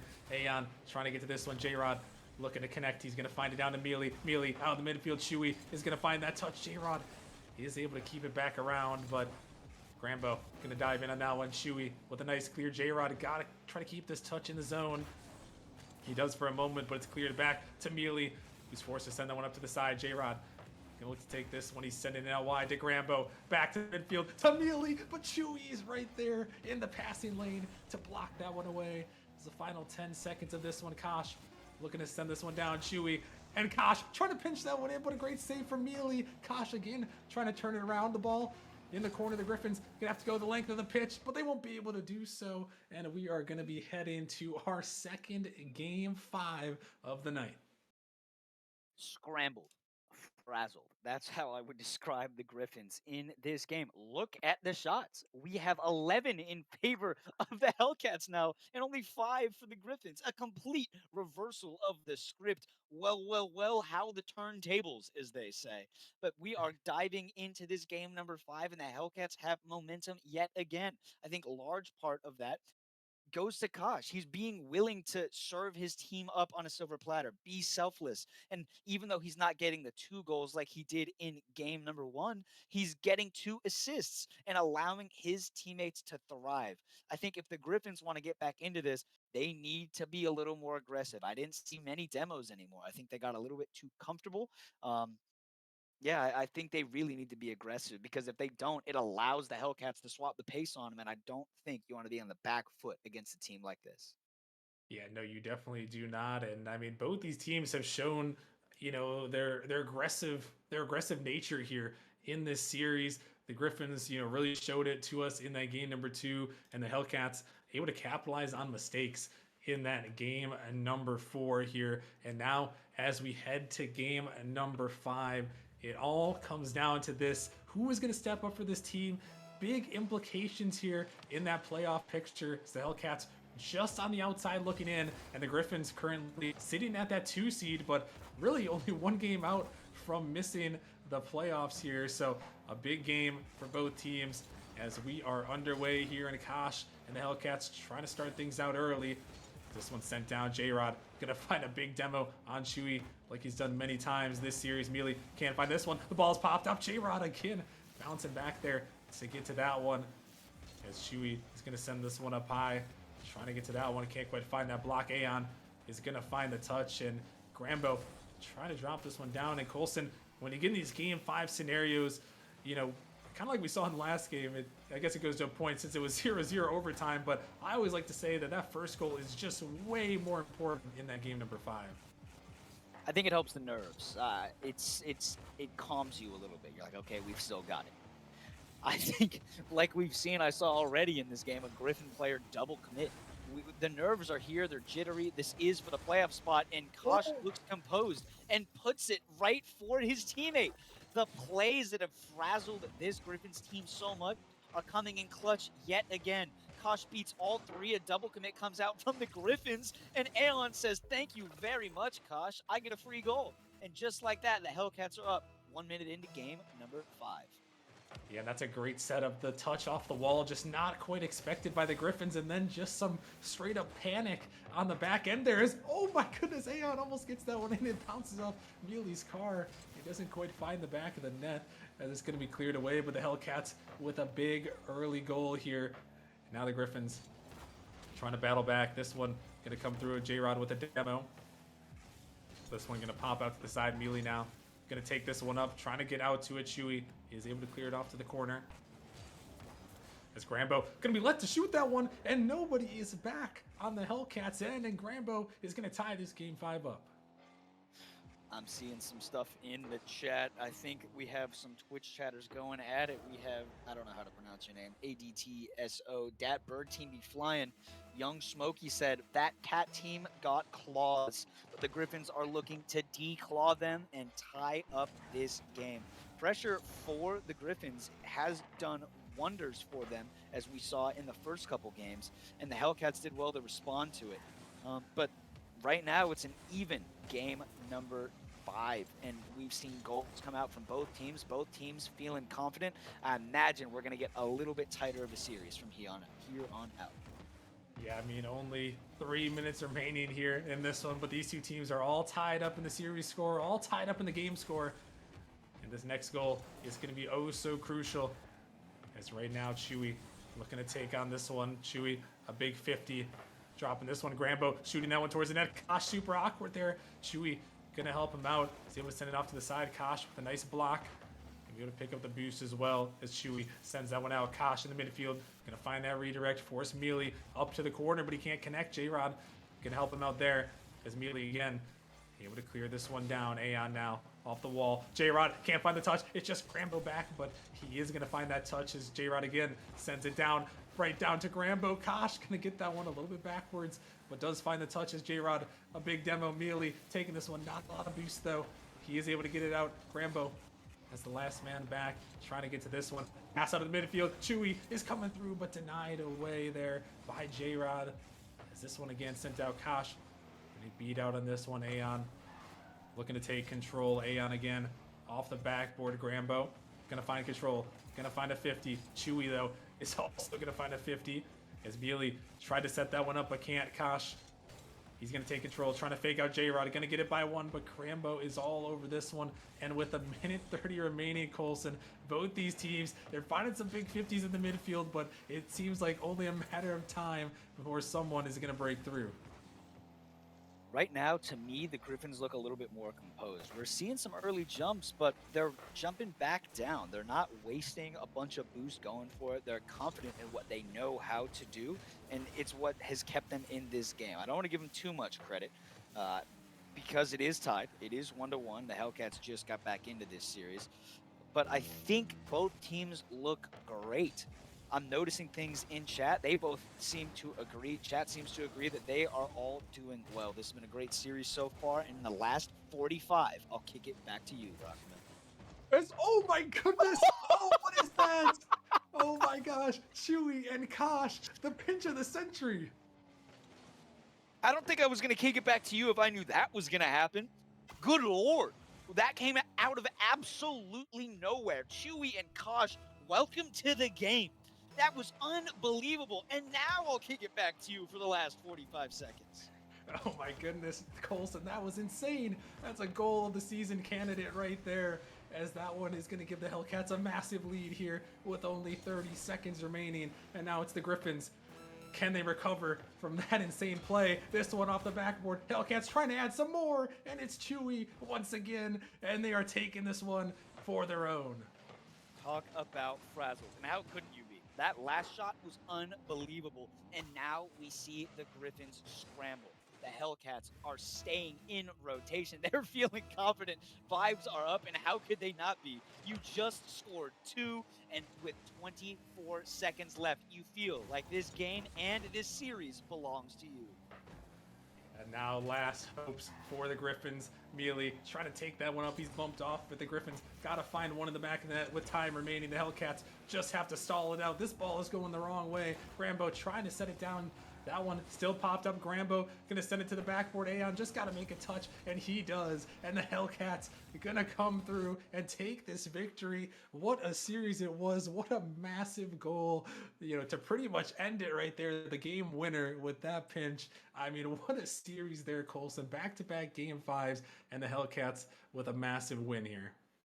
I think the exclamation point on that series has to be that pinch play. I lost my mind when I saw it. I was kicking it back to you, ready to take a break, about to take a sip of my water, and then out of nowhere, a screamer comes out into the top left of the net. Are you kidding me? Mom, get the camera. That's back to them old MLG days. An absolutely ridiculous showing coming out from the Hellcats, bringing them to 6-3 right back into the playoff picture. The Griffins dropped to 6-3, but they are still in it. That was beautiful gameplay. Another game 5, and I am so happy I got to cast these. Yeah, no, that was insane. I mean, if that's not a clip, I don't know what is. That's got to be a goal of the season contender for sure. So I better be seeing that one on the social medias and clipped in the Discord later on because that was insane. What a game winner right there. What a series winner right there for the Hellcats as they're going to take this one. Big congratulations to them. Moving on, like you mentioned, to 6-3. But that is going to wrap it up for our matchup here tonight. Big congratulations on the win there. But we have got to head to a quick little break. But when we do, we've got our last matchup, our third and final matchup of the night coming your way. So make sure you guys stick around. It's going to be a good one. We are heading to the Titan League, the best going at it. We have Phoenix taking on Spartans, both of them 5-3, looking to make that push to the playoffs as well. So make sure you guys stick around, and we will see you guys in a little bit.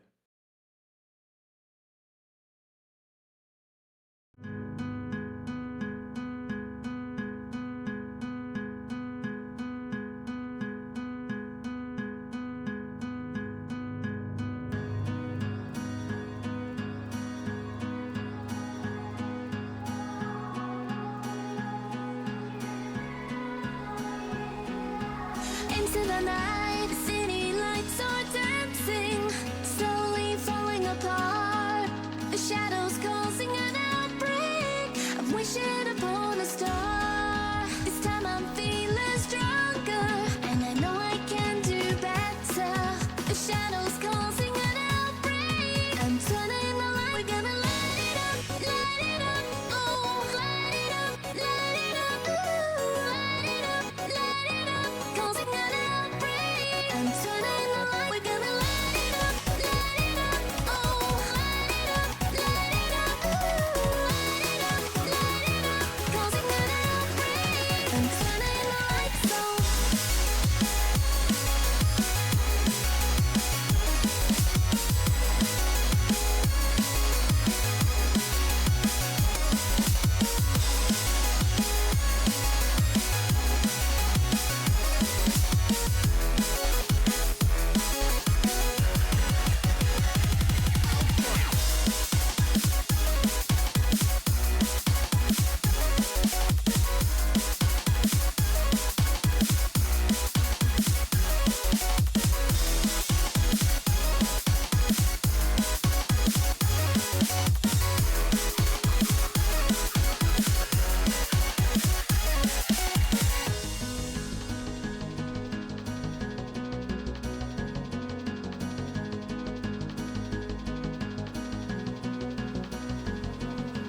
Open your eyes and see the people chanting, slowly falling apart.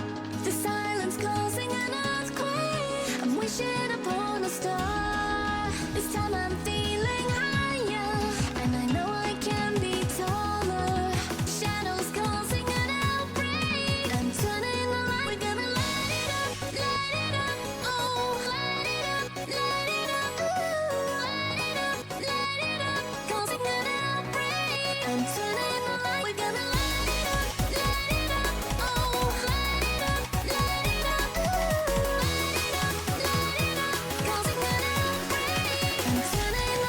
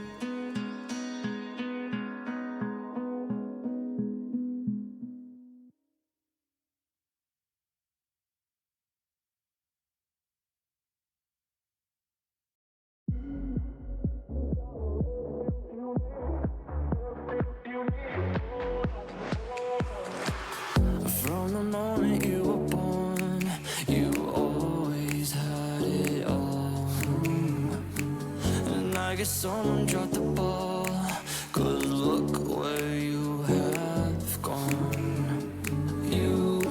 You had everything, fucking everything. You don't know.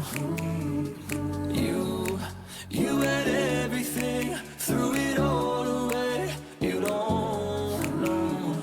You got everything that you need, everything that you need. Hold on. You've got everything that you need, everything that you need. Hold on. You've got everything that you need, everything you need. Hold on.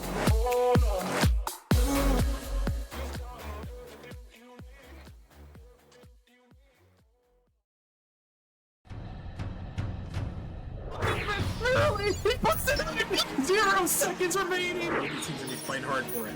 Oh my goodness, Rudy, what is this? Doesn't get the touch he's looking for. Kato, Scott, oh, he gets the flick and he gets it through. Replace this heck. He's gonna get the shot. He's gonna put it in. Back to back. On the backward. Can he find the touch? He's gonna put the shot on the net.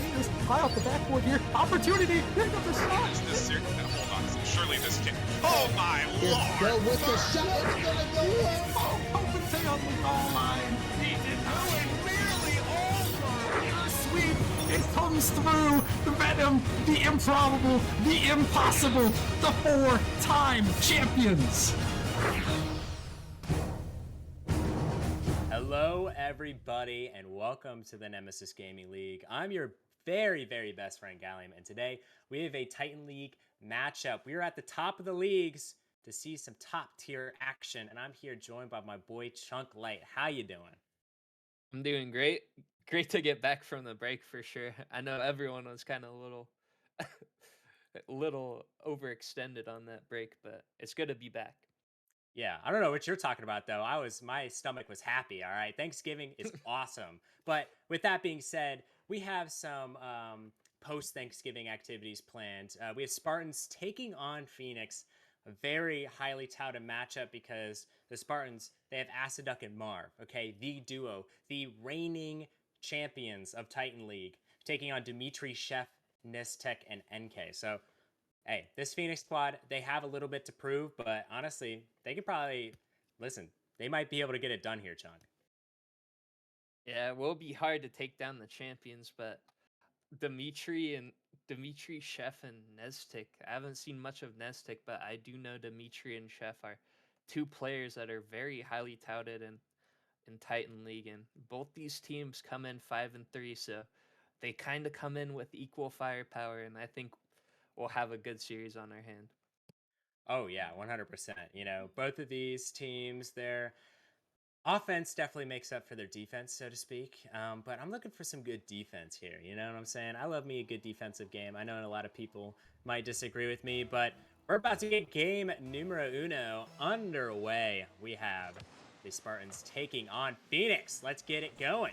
As we have Nestic gonna take a pop shot down that. Wait, no way that's in. Marv just got a very nice save. That would have been a very unfortunate way for the Spartans to start off the game. Chef gets a decent pass out. Dimitri rocking the Roadhog car.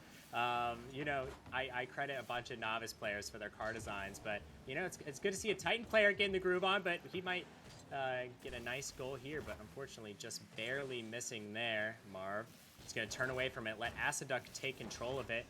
KX sends it over, and now Dimitri has opportunity here. He has a little over half a tank. He gets it over 2, but he can't get it towards the net, and he's going to be bumped away by Aciduck here. And it seems as though this Phoenix team, they've come out swinging here, Chunk. Yeah, I've seen a lot of pre-jumps, a lot of early challenges. We've seen a lot of opportunities. Dimitri has had a lot in that Roadhog, as you mentioned. It will be interesting to see how he will play with the Roadhog, since I believe it is the Merc hitbox. It is a completely different hitbox as Marvel. Find an open net here, Gallium, to get the first goal in the series. Yeah, you know, just a casual little goal for Marv. I think there's a little bit of a miscommunication with third man for Phoenix. I think a player on the Spartans made a very unexpected touch, and that's what got him. But hey, a goal is a goal, and that's a great counterattack from the Spartans, who definitely need a goal early to assert dominance in the series as KX is up with it. He gets a touch. Gonna send it into the corner. Chef, he gets a touch in the corner himself, and now he has control of the ball. He gets a flip reset. Can he get anything else? No, he cannot. Dimitri sends it up the wall. Marv can't find the touch. It's KX. He gets a solid control touch, but he can't fully get it over a defender. Chef, he doesn't have a lot of boost to work with. Marv thought he had a full tank. Now the ball's floating up. KX with a controlled touch. He still has boost. He's following this still. The 50 is high up in the air, and Chef is going to be able to clear it out, but not before Marv in the midfield getting a touch on it. Chef sends it over to KX, and KX with a lot of control here gets the flip reset, but immediately goes back down to the earth, and both teams just battling out in this midfield there. Chunk, do you think Phoenix can level up the score? Yeah, I've seen a lot of control. It kind of seems like Phoenix, after that first goal, kind of slowed down their pace. They haven't been going as many pre-jumps and early challenges, but it will leave them awkward in situations where they have no one up. And I think that if they want to get back into this game, like in a timely pre-jump where Spartans just really don't expect anything, would really just equal up this game here. You know, I think equaling up the game, especially in game one, where the nerves are really high, is going to be crucial here as Marv just barely misses a shot. Asaduk tries to get a piece of it himself. Dimitri, he sends it down. He has 0 boost, though. Whole lot of zeros on my screen with the Spartans. They all do not have a lot of boost, but they get some boost, are allowed the time to get boost, and Asaduk with the double attempt. What a save by Chef there. Nestic, he's going to have an opportunity. A nice flick. He tries to get it over a couple, but he is unable to do so. Dimitri off the ceiling. He tries to get a touch. Chef tries to dunk it in, and Marv is going to pay for those sins as Chef. He's going to try to take it off the ceiling here. He has the jump on Asaduk, and he gets it past him, and now it's up to Marv to make a play here. He gets it over one. It's off the backboard. Chef's a little awkward. KX, he can't find the shot. That's a missed opportunity, but still, these Spartans are up by 1. They don't need a goal here. All they need to do is hang on, and sometimes the best defense is a good offense, is what I like to say there, Chuck. Yeah, we've seen a pretty dominant second half here from Spartans. Not a lot of good opportunities for Phoenix, and they've got to find some way to get out of their half here. Maybe some control, as we see Dimitri try to control it, but Spartans have kind of been pre-jumping like we saw Phoenix do, or early challenging at least, to make it hard to come back into this game. Yeah, those early challenges can kill you, and so far, Phoenix not being able to, as Chef almost makes an insane play on the backboard of the Spartans. Asaduk, nice control touches, but Dimitri's going to get it away early. KX, he gets the touch himself, and now it's up to Marv. He sends it up. Nestic gonna try to get there. Chef, he's a little awkward here. The ball travels past him, and he's unable to make the save, and Marv scores his second of the game. Yeah, really good beat there by Marv. Dimitri, not a lot of boost. Chef had a pretty hard save, and that is one of those saves that you can be ready for, you cannot be ready for. You are not going to be able to save it probably 90% of the time. Yeah, you know, it's one of those balls that you just misjudge. It goes past you, and, you know, there's nothing you can really do. Been there, done that, and fortunately don't have to do that now. It's a little less than 15 seconds remaining. Can Phoenix find a quick goal here? They're going to need it pretty much now, as KX is in the Phoenix zone, just wasting time. He steals their boost. He goes up, and this is pretty much going to do it. The Spartans get a commanding 2-0 game 1 win. Wait, they might get a goal here. Never mind. They did not get the third goal. But Spartans, great first game from them, and they capitalized when it mattered. They didn't necessarily have the most pressure at the start of the game, but they definitely ramped it up towards the end. The Spartans definitely had the edge in this series. Yeah. I think that the counterattacks there from the Spartans, I know Marv just got fed there, as we see in the replay. He got fed a pass from KXY on a good beat, and those counterattacks, or at least for the first goal, really came to bite Phoenix, as they were not able to find a lot of offensive opportunities for themselves. Yeah, you know, and you need to find some way to get the offense going. And I think the place to start, right, is controlling the midfield. And I feel like the Phoenix was kind of doing that well early on, but they kind of lost that.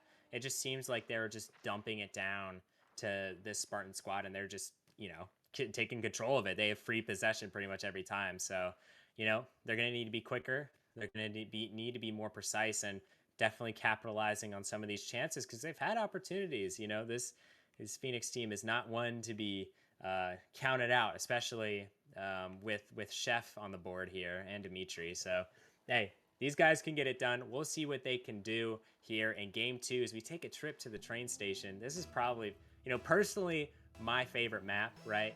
I love me some trains, and let's hope these guys do too. Hopefully we get to see a lot of action here as Aciduck with 0 boost lets Chef take it. Chef switching to the Fennec here. We'll see if that decision pays off. And Dimitri, and even more important news, he switches from the Roadhog to the Fennec. So, it's just a geeked versus locked in scenario. He's finally locked in, and he's ready to go here as Marv. He takes a little bit of a touch to the backboard. Chef is able to get it away. Aciduck can't get it where he wants to, and Nezetik takes a shot. It's saved away, but Nezetik gonna take another shot. He can't find the back of the net there, just barely missing those opportunities, but Chef, he can make something happen here as the ball sails across the face of the net. Nezetik has a little bit of an opportunity to control it. He's going to opt to send it back to his teammate Chef, who has full boost. Marv gets a 50 out to KX. KX, he sends it up, tries to get it over another. He's successful, can't get it past Nezetik. Great defense from this Phoenix team, but they're going to need to get some offense going here as Nezetik gets a fake, a nice 50. He 50s 2 of them. Very impressive stuff. Dimitri with 1. He gets a second. Beautiful beat, but KXY, what a touch from him to get in front of that one. Aciduck gets 50'd out by Nezetik, and Nezetik pinches it against the wall, and KXY is going to make them pay, but not before a Phoenix member jumps on him real early here as Aciduck. He takes it up. He has just a little bit of boost, but he's going to fake it out. KXY read it perfectly, but couldn't put it in the back of the net. Wait a second, this could be dangerous. Dimitri with a little bit of boost. KXY, though, has just been so incredible on the defensive end. It doesn't show in the stat sheet, but KXY has been making some incredible defensive plays. Yeah, we saw him in that first game get that pop on defense to set him up for their first goal. We've seen him play a very aggressive first man and then be able to rotate back and play a key pivotal role in defense. It has kind of been impressive how well he has been able to fit here in this lobby. Yeah, and it's really impressive stuff, considering he is the low Sal on the Spartans team. I mean, they have 2 2Ks on their team, and he's roughly 1,700, so definitely hard to fit on this team, but honestly, he's doing a great job so far, in my opinion. KXY gets a touch. Nezetik almost gets it past one. Can't quite find the back of the net there. Now it's Dimitri. He gets a touch. He gets another one, and now it's on top of his car. What a flick from him, but KXY going to deal with it. Nezetik gets a beautiful 50. This is a dangerous ball, and Shep is going to make them pay every single day of the week. Yeah, great first goal to get him off the board. An unfortunate 50 there from KXY. As much as we were talking about how good his defense was, that unfortunate 50 just drops down for Chef. And really good play to get some momentum here for Phoenix. Yeah, so we might see another play. Oh my goodness. If he hit that, that would have been a generational shot, but just barely off there. We've seen some fireworks early from this Phoenix team as Dimitri gets a nice touch. Aciduck can't get the 50. Hopefully Spartans don't let that one goal, their game 2 here. They're still doing a pretty good job here, especially on the defensive end. They can't let that one goal define them here, as that is Phoenix's first goal of the series. So good job, Phoenixes. You guys got it. As KXY 0 boost, he pops it high. Aciduck with full boost is gonna leave it for Marv. Marv takes a shot. What a shot! I guess confusing the defense does work wonders. He finds his 3rd of the series here, Gallium. He has all the goals right now for Spartans. He has been dominant as he finds that one off a great little play. We've seen a lot more physicality come out from Spartans. We saw Dimitri have to make a goal line save while he was being chased, which was very impressive, but this physicality Phoenix needs to find an answer for. Yeah, you gotta be physical, especially against a team who specializes in taking their time, as we see a nice attempt at a solo play from Chef, but fortunately for him does not pan out. Nezetik, another great 50 from him. Dimitri almost had a chance, but Nezetik has been getting some dangerous 50s. You do not want to 50 that man because he has been winning almost every single one as Nezetik sends it over to Dimitri with one touch. That's a great control touch, but KXY, again, so stout on the defensive end of things. Chef, he gets it sent over to the side. Nezetik gets a touch. Aciduk with a great touch of his own. Now it's Chef over to KXY. KXY has some boost here. He gets it over, but not before Dimitri can have a word with the ball himself. Aciduk sends it over. Chef, he gets a touch. Now it's up to Marv to get there, but he can't. Dimitri, with no boost, gonna wall dash and attempt to get there. Very valiant effort from him. KXY with a great bump. Chef is very awkward here, and you could definitely tell by his car language as that one rattles off the post, and that one rattles off the post as well. How do those not go in the back of the net? That is absolutely insane. KXY, he sends it down. Aciduk unable to make the shot. Now it's Dimitri. He gets a touch. Gonna maybe try for whatever this is. A little bit of tomfoolery going on. Aciduk gets a nice block. He's gonna try to turn on it. And him and Marv have been having some miscommunication, but it seems to be working out. But wait a second. This could be a goal. I think this might be a goal as Aciduk puts it in the back of the net. And this game, too, might just be the Spartans. Yeah, what a great solo play. They looked awkward in that corner, but and then it kind of gave Phoenix a false sense of security, and they just come back and counterattack super fast. And Chef not able to be home and find the save there. Yeah, it's unfortunate, you know, and Spartans are going to go on to win this game, but not for a lack of trying from this Phoenix squad. They played very well, much better than that game one. I think they ramped it up. I think all it took was just getting rid of that Roadhog. I think that did a lot more harm than good, but, I guess we'll never know. Full series could have swung either way, but so far, this Spartans team just outpacing this Phoenix team when it matters. They're capitalizing on all their opportunities, and I think a big part of that is just Marv and Aciduk's chemistry. I mean, it looks like they're awkward at times, but you can definitely tell that they're communicating, and the amount of fakes that are going on is it's hard to notice it sometimes, but it's definitely apparent on some of these goals, how they're just faking out the defense and just getting it in the back of the net. It's very high-level stuff, and no wonder these guys are 2K and some of the highest Titan League players in the entire league. As Aciduk, he takes a touch. We're in this game 3 now. Can Phoenix avoid a sweep, or will they find some life back in this series? Is a great pass attempt, but Marv gonna take control of it. He gets one, gets a second, and Dimitri sends it down. Aciduk with one. Chef gets up there. Nice touch from him. He can't get anything else. I actually just lied. My bad. Dimitri sends it over. He's going to be faked out by Aciduk, and now Marv. A controlled touch. Beautiful air dribble from him. KXY can't beat Chef. Can Chef read this? Oh, that could have been a nasty read, but unfortunately, he can't get there. And, so far, this Phoenix team, starting where they left off, I mean, the beginning of Game 2, they looked really, really good on offense, and it seems that to be the case in this Game 3 as well, Chung. Some incredible offense, some quality looks, some quality going for clips, as we saw with that redirect, but anything to really catch the Spartans team off guard, as they've looked pretty composed here in defense last 2 games after really that missed touch from KXY in Game 2. They've looked completely dominant defensively. I do agree with you. I think they have looked really dominant, and it's thanks to their offense relieving some of that pressure as well. You have to credit that offense as well, but Marv's been playing really great as a facilitator, but oh my goodness, what a save from him and Aciduk combining for that. And him and Aciduk are going to do another bit of interesting plays here. And Chef's going to take it off the sidewall. Chef gets a touch. Tries to get a 50. He's successful, but KXY gets it away. Marv sends it up to Aciduk. Aciduk with a touch. He gets it to the ground, and now Chef with one of his own. Marv is on the backboard. He collects it with 100 boost. He gets one, gets a second, and a third. What a beautiful clear from Marv, but he can't do anything with it. But now his team is in the offensive zone. Marv with the shot attempt. It goes wide. He tries to double it up, but he is unsuccessful here. And now Chef It's his time to shine. What a flick, a monster flick coming out from him. Nezetik racing Marv to the ball, and Marv is going to win that one just barely. Dimitri gets a touch, maybe a flip reset. Oh my goodness. The flip reset into the dunk. Absolutely disgusting.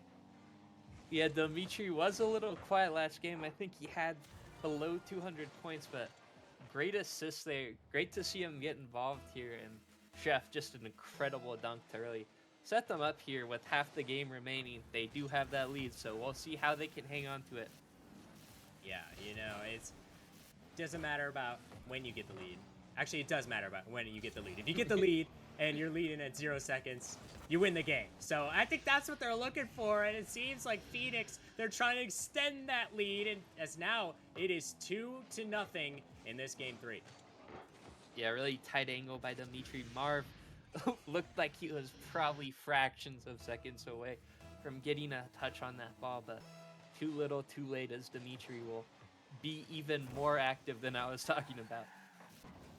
Yeah, Dimitri is that guy. I mean, he was that guy last season, and now it seems to be a little more of the same here on this Phoenix roster. But Chef, he's been playing phenomenal so far. I mean, obviously he had that dunk goal, but he seems to just be everywhere his team needs him to be, and it's being a very, very, I mean, that's a valuable piece to have on your team regardless, but especially in Titan League, to have a guy that quick and that good on rotations is absolutely ridiculous, as we might see some Chef mechanics coming out here. Oh my goodness, what a disgusting fake from Chef, and make it 2 for the Chefster. Yeah, just really good control there, and Acid really left in an awkward 1v1 scenario. Dimitri was able to follow up if he got a bad hit as well, so really just forced to try to make any sort of miracle happen, but he was not able to do so. Man, oh man, this Phoenix team has responded with a capital R here. I mean, what a response from them, but doesn't matter if they can't close it out. But with a little under a minute and 30 seconds, it'd be very surprising if they don't, as Dimitri gets a good touch. Aciduck having to commit so far up just to try to get another goal. Nezetik sends it up, should score this, but it unfortunately takes a very unfortunate bounce off the crossbar. Dimitri, he fakes a touch, he gets it over to Nezetik. Nezetik's going to continue this one. Dimitri with the bump. Nezetik going to find the pass, but Chef being so careful on this. Very smart play from him, not diving on that ball, even though it looks tempting. As, wait a second, Marv almost with the double there. Goes off the crossbar. KXY with the touch himself. He sends it over. KXY can't get the dunk. Instead, it's Dimitri in his own corner. He doesn't have a whole lot of boost to work with, but he's still going to get a decent 50 as Marv tries to dive for it. KXY with one touch, gets a second, it's over 1, but Dimitri is just there. Even with 0 boost, he's just there, but Marv, oh, just barely off the post there. He tried to sneak it in bottom right, but that one's not gonna go. Little less than 30 seconds remaining. It looks like this Phoenix squad has found their first win in this series. We'll see if they can't close it out, as it's looking like it, but wait a second, Marv, he gets it over 1. Chef racing back for the save. What a save from Chef. He's been everywhere this game, and he's going to be the one to clear it out to secure this Phoenix squad getting their first series win, and a potential, I'm saying this with a lowercase p, potential for a reverse sweep here, Chunk. Yeah, a really good response, a great individual performance from Chef, but a great team performance from everyone on the team, really. They just did everything they needed to do, because 3-0 is not like a close win. It's a pretty dominant win in the fashion, so it was impressive to see how Phoenix responded. We'll see what Spartans can do to kind of counter respond, but Phoenix looked incredible in that last game. Oh, 100% they did. It just goes off of what I was saying earlier, right? They took 6 shots. They netted 3 of them. That's a 50% shooting percentage. They're capitalizing on their opportunities, because they got a bunch of opportunities first 2 games. They just weren't capitalizing because it was either the Spartans making a great save or they just couldn't shoot it on target. But now they're finding their stride, and we're in Forbidden Temple here for Game 4 as Dimitri sends it out to get us started here. Marv gonna get a touch. He still has boost. Can he get back to that? Nezetik makes a very smart touch himself. Gets one. Gets a second, and now the ball is floating in this Phoenix end. Chef gets it over. KXY, a nice 50 from him, but Dimitri's gonna be there to absolutely dunk the daylights out of Asaduk. Nezetik sends it over. KXY, a nice cut from him. He gets it up. 100 boost in the tank. He can't do much more than that. Asaduk, you do not want to give this man the ball, but Chef, he's up early to stop the threat. Dimitri off the side. Chef gets a touch. Oh my goodness, what a shot! But an even better save. KXY sprawling across the face of the net, and how that one didn't go in, I honestly have no clue, to be completely honest with you, Chunk. He gets another one off the musty pass there. We've seen some incredible defense on that little fast break transition. I was like, oh, they got caught out kind of overcommitting on offense, but it is incredible to see the speed. They can really just get back to the ball as Chef will continue where he left off last game with the scoring. Wow. I mean, what a pass from Dimitri. 0 boost, doesn't matter. Sends it off the ceiling with a beautiful touch and down to his teammate. Both Spartans defenders were on the backboard, so they were a little awkward on that, and that's why that play worked so well, and a great shot from Chef. Now Phoenix, they've scored 4 unanswered goals. Can they make it 5 here? Asaduk, nice block from him. Chef, he gets a touch. Marv sends it out. KXY with 1. Can he get a second? Yes, he can! KXY is sensational! What a pass here to really lead KXY. He didn't have a full tank of boost. He only had about 50, 40-ish, but Dimitri not able to save that ball as he slotted the double incredibly fast. And KXY has really stepped up here in Game 4. 100% he has, and you know, it just has to be one of these Spartans players to step up, and it's KXY, but it doesn't matter if Nezetik comes in and absolutely dusts all 3 of them, puts a top right for a beautiful goal of his own. Yeah, not a whole lot of boost from the first 2. KXY really front, or not front post, he was back post, but a great shot from Nestic to shoot it in the complete opposite side of the goal, so it was almost impossible to save there from KXY. Really good shot placement, as it is good to see Nezetik also get involved. It's good to see these lower players on the roster really make differences here late in the series. Oh my goodness, what a fake as Dimitri puts in the back of the net. But watch this play right here. Chef, he gets a touch. KXY, he is just barely slow, and Asaduk can't get there in time. Dimitri has a free look at the net, and he's netting that every single time. It's 3-1 for this Phoenix squad. And, you know, you mentioned something about Nezetik and KXY being the lower Sal's, them getting involved. I completely agree with you. You know, it's a very top-heavy Titan league, obviously, but it's nice to know that some of these players, you know, they can not only compete, they can thrive in the Titan league. As Asaduk gets a nice dunk, Marv, he's there. He has to put this one away, and he does. I mean, he didn't even need to flip into that one. He had green grass ahead of him for miles. Yeah, kind of playing aggressive here. Phoenix trying to get another goal to really seal this game and bring us to Game 5, but a really good 50 led to a Marvin Stride, who's able to really just put away an open net. Free look. If you're Phoenix, you do not want to give a lot of more free looks like that. Yeah, 100%. Oh my goodness, Dimitri just almost did it all himself. Nezetik, a great shooter, as we found out, and unfortunately Spartans found out a little earlier in the match. KXY gets a nice touch in the corner, but Dimitri's going to be on that. Dimitri gets a flip reset. He doesn't have any more in the tank. Nezetik sends it towards the net. KXY gets a clear. Now it's Dimitri. Has 100 in the tank. Chef with a shot. Asaduk with a phenomenal goal line save. Marv, he's trying to be there for this touch, but Dimitri taking control of it. The musty over 1. Gets it over technically a second, but Marv just with the mistouch there. Chef unable to put that one away. Nezetik almost with a shot of his own. Actually, that was a shot, but it was saved away by this defense. Dimitri almost gets the double, but Chef, he puts it almost in the back of the net. Nezetik finally puts it away. Felt like Dimitri and Chef were for sure scoring their respective goals, but it's the boy Nezetik yet again just being there. What great shooting from him. Yeah, just a little selflessness from the Phoenix. They didn't want anyone to be left out on that play, as they kept rattling it off the backboard, and it kind of made it unpredictable, it really helped them there on that offensive opportunity, as they need to slow down this Phoenix team if you are Spartans, as they have been putting up incredibly dominant offensive games the past 2 games. 100% as Azaduk, the great save. This Spartans team, they need to get a goal here to have a chance to come back into this one. They haven't been playing that poorly of defense. It's just the amount of pressure Phoenix has had.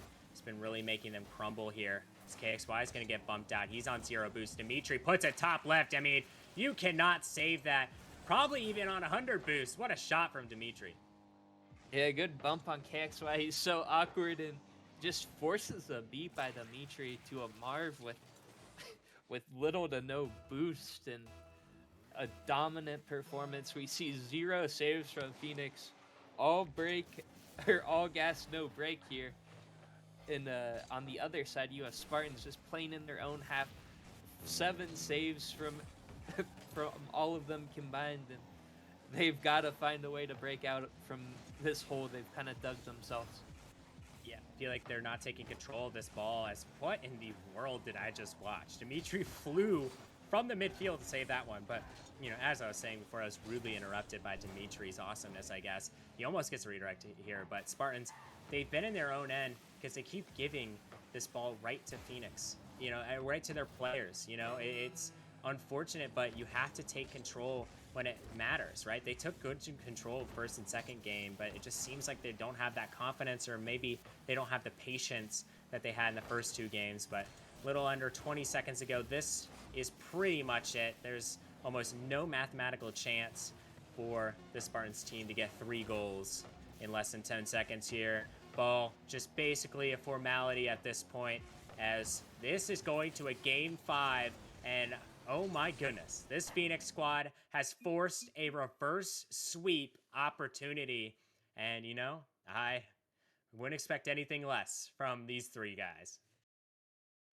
Yeah, really great games back to back. 8 goals combined to Spartans 2, really, and they have forced Spartans to park the bus on defense with the amount of pressure that they have had. And if you're Spartans, you've got to look for a way to break free. We saw some demos, some physicality earlier in game 2.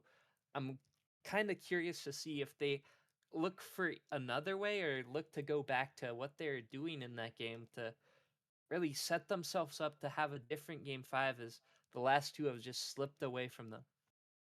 Yeah, you know, you lose 2 in a row, you're put in a reverse sweep situation, and if you're the Spartans, I mean, the mental is chalked right now, but it's not over, not by a long shot, right?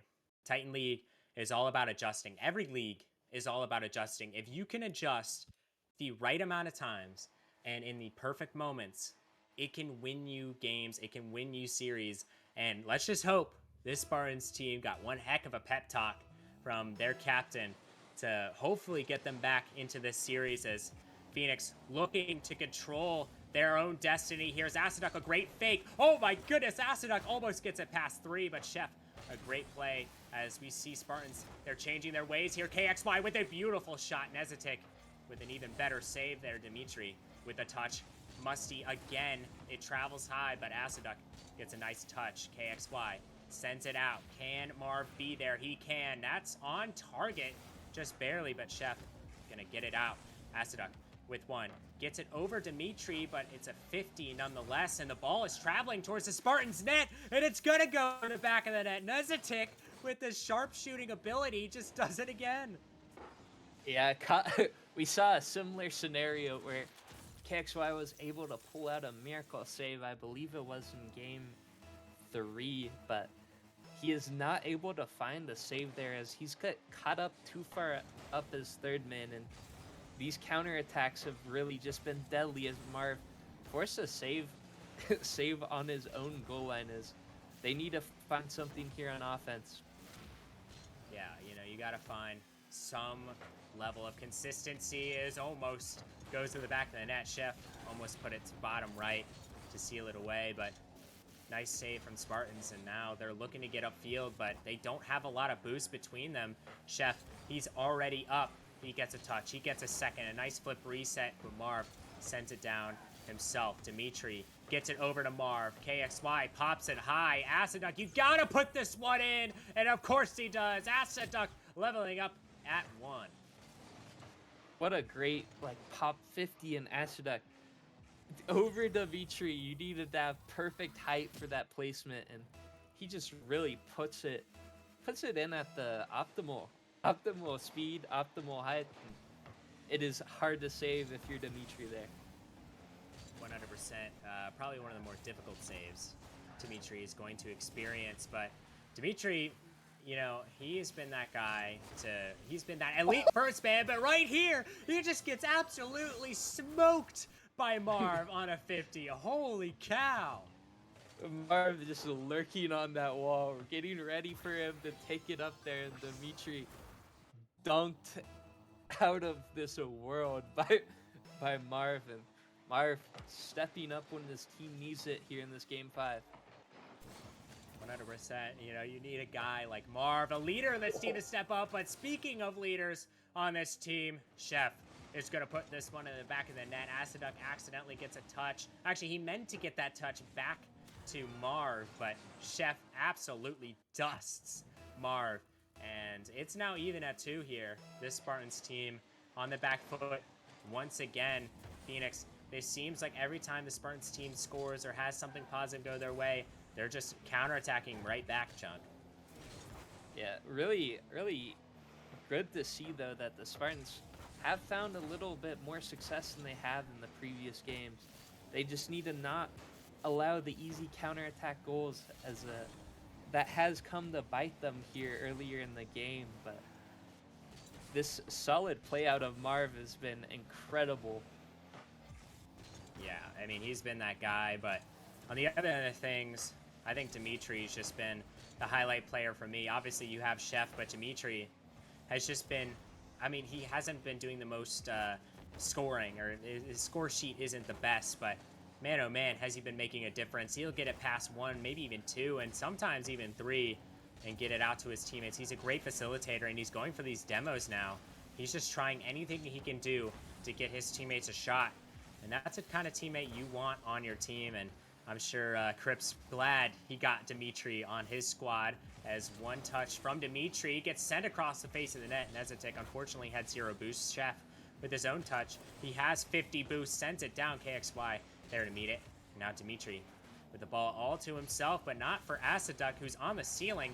He gets the fake on him, and Aciduck with a great bump, but Shep sends it down, and that one is another Spartans overcommit, and it's going to cost them their second overcommit goal of the game.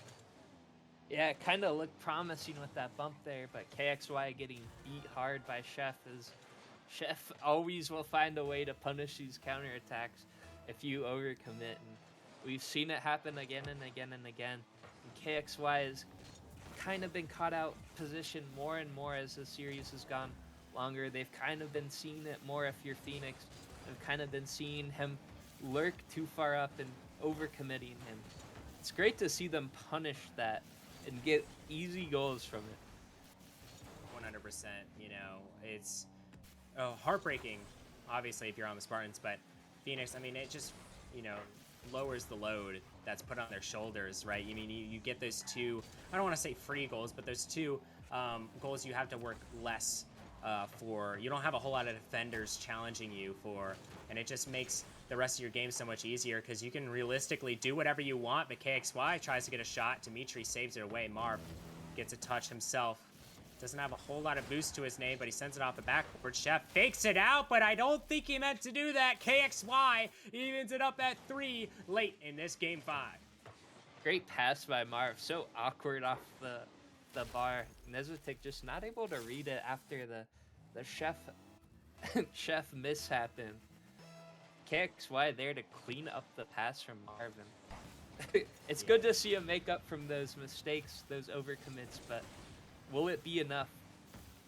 Oh man, that was an insane save. You had to pre-flip for that one, but Marv is sending it down once again to Chef. They need to start controlling this ball. KXY gets it down. Marv sends it over, and Dimitri has a free touch all by himself. The ball is traveling off the ceiling. KXY with a nice touch. Nice 50 coming out here. Aciduck sends it over.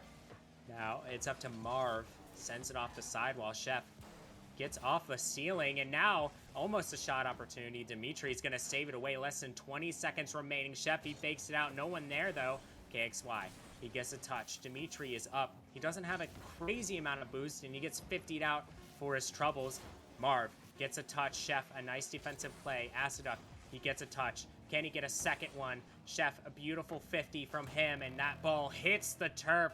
Game 5, overtime. Can this Phoenix squad reverse sweep the Spartans, or will the Spartans escape away with a very hard-fought win? We're about to find out in the next, I honestly think this overtime is going to take 10 minutes. It just seems like both these teams are just that even right now as Dimitri sends it over to Marv. Marv pops it high, KXY gonna get a touch. Dimitri is up with it. He gets a control touch, flip reset in tow, and he's gonna be able to 50 it. What a nice 50 from him, but Aciduck, he's there to take control of it himself. He gets the flip reset, nice control. Still not opting to use it. I think that faked out Dimitri. Now KXY's up with it. Hopefully Spartans don't overcommit here as Nezetic tries to catch them out. Marv sends it off the backboard, and KXY and Marv accidentally double commit there, and that causes a little bit of awkwardness, but not for long. KXY is just taking it the length of the field here. Aciduck sends it up high. Chef, he gets a touch. Dimitri, a touch of his own. And now Marv has 100 boost and the ball. Everything he could ask for. It's an early Christmas miracle for him, but he can't get a whole lot done here. Aciduck taking control of the ball. Dimitri 50s him out. Dimitri, can he make something happen? Yes, he can. Over to Chef, and Phoenix have reverse swept Spartans in a thrilling Game 5 overtime. Yeah, that is the duo you are looking for if you are Phoenix, and a great reverse sweep here from Phoenix, coming back from what almost looked like pure dominance on the defense of the Spartan side, but they are able to find strides on their offensive attacks and put up a combined 12 goals in 3 games. So incredible turnaround for them. Oh, yeah. I mean, that's just incredible. It looked like they had no chance at the start, but they really found their way in this one, and very hard-fought victory for Phoenix. I mean, well fought from the Spartans as well. I mean, those punches thrown back and forth, but that's pretty much going to do it. I mean, what a better way. I mean, there isn't a better way to end off a Monday night here in the Nemesis Gaming League. And I want to thank you again, Chung, for being here with me. You're always appreciated in the booth, and I love casting with you, dude. Yeah, thanks for casting with me too. I'm glad we got to cast such a great final series to send us off. And I'm kind of looking forward to if Wednesday can kind of match this energy that we had tonight with 2 game 5s. Oh, man. I'm going to be on stream maybe on Wednesday, so you're giving me a little bit high expectations. I don't like that, Chunk, but we'll see as we are going to head out here tonight. I want to thank Crip again for doing such an amazing job streaming here. And I want to thank you guys for watching. I hope to see you on Wednesday. Peace out.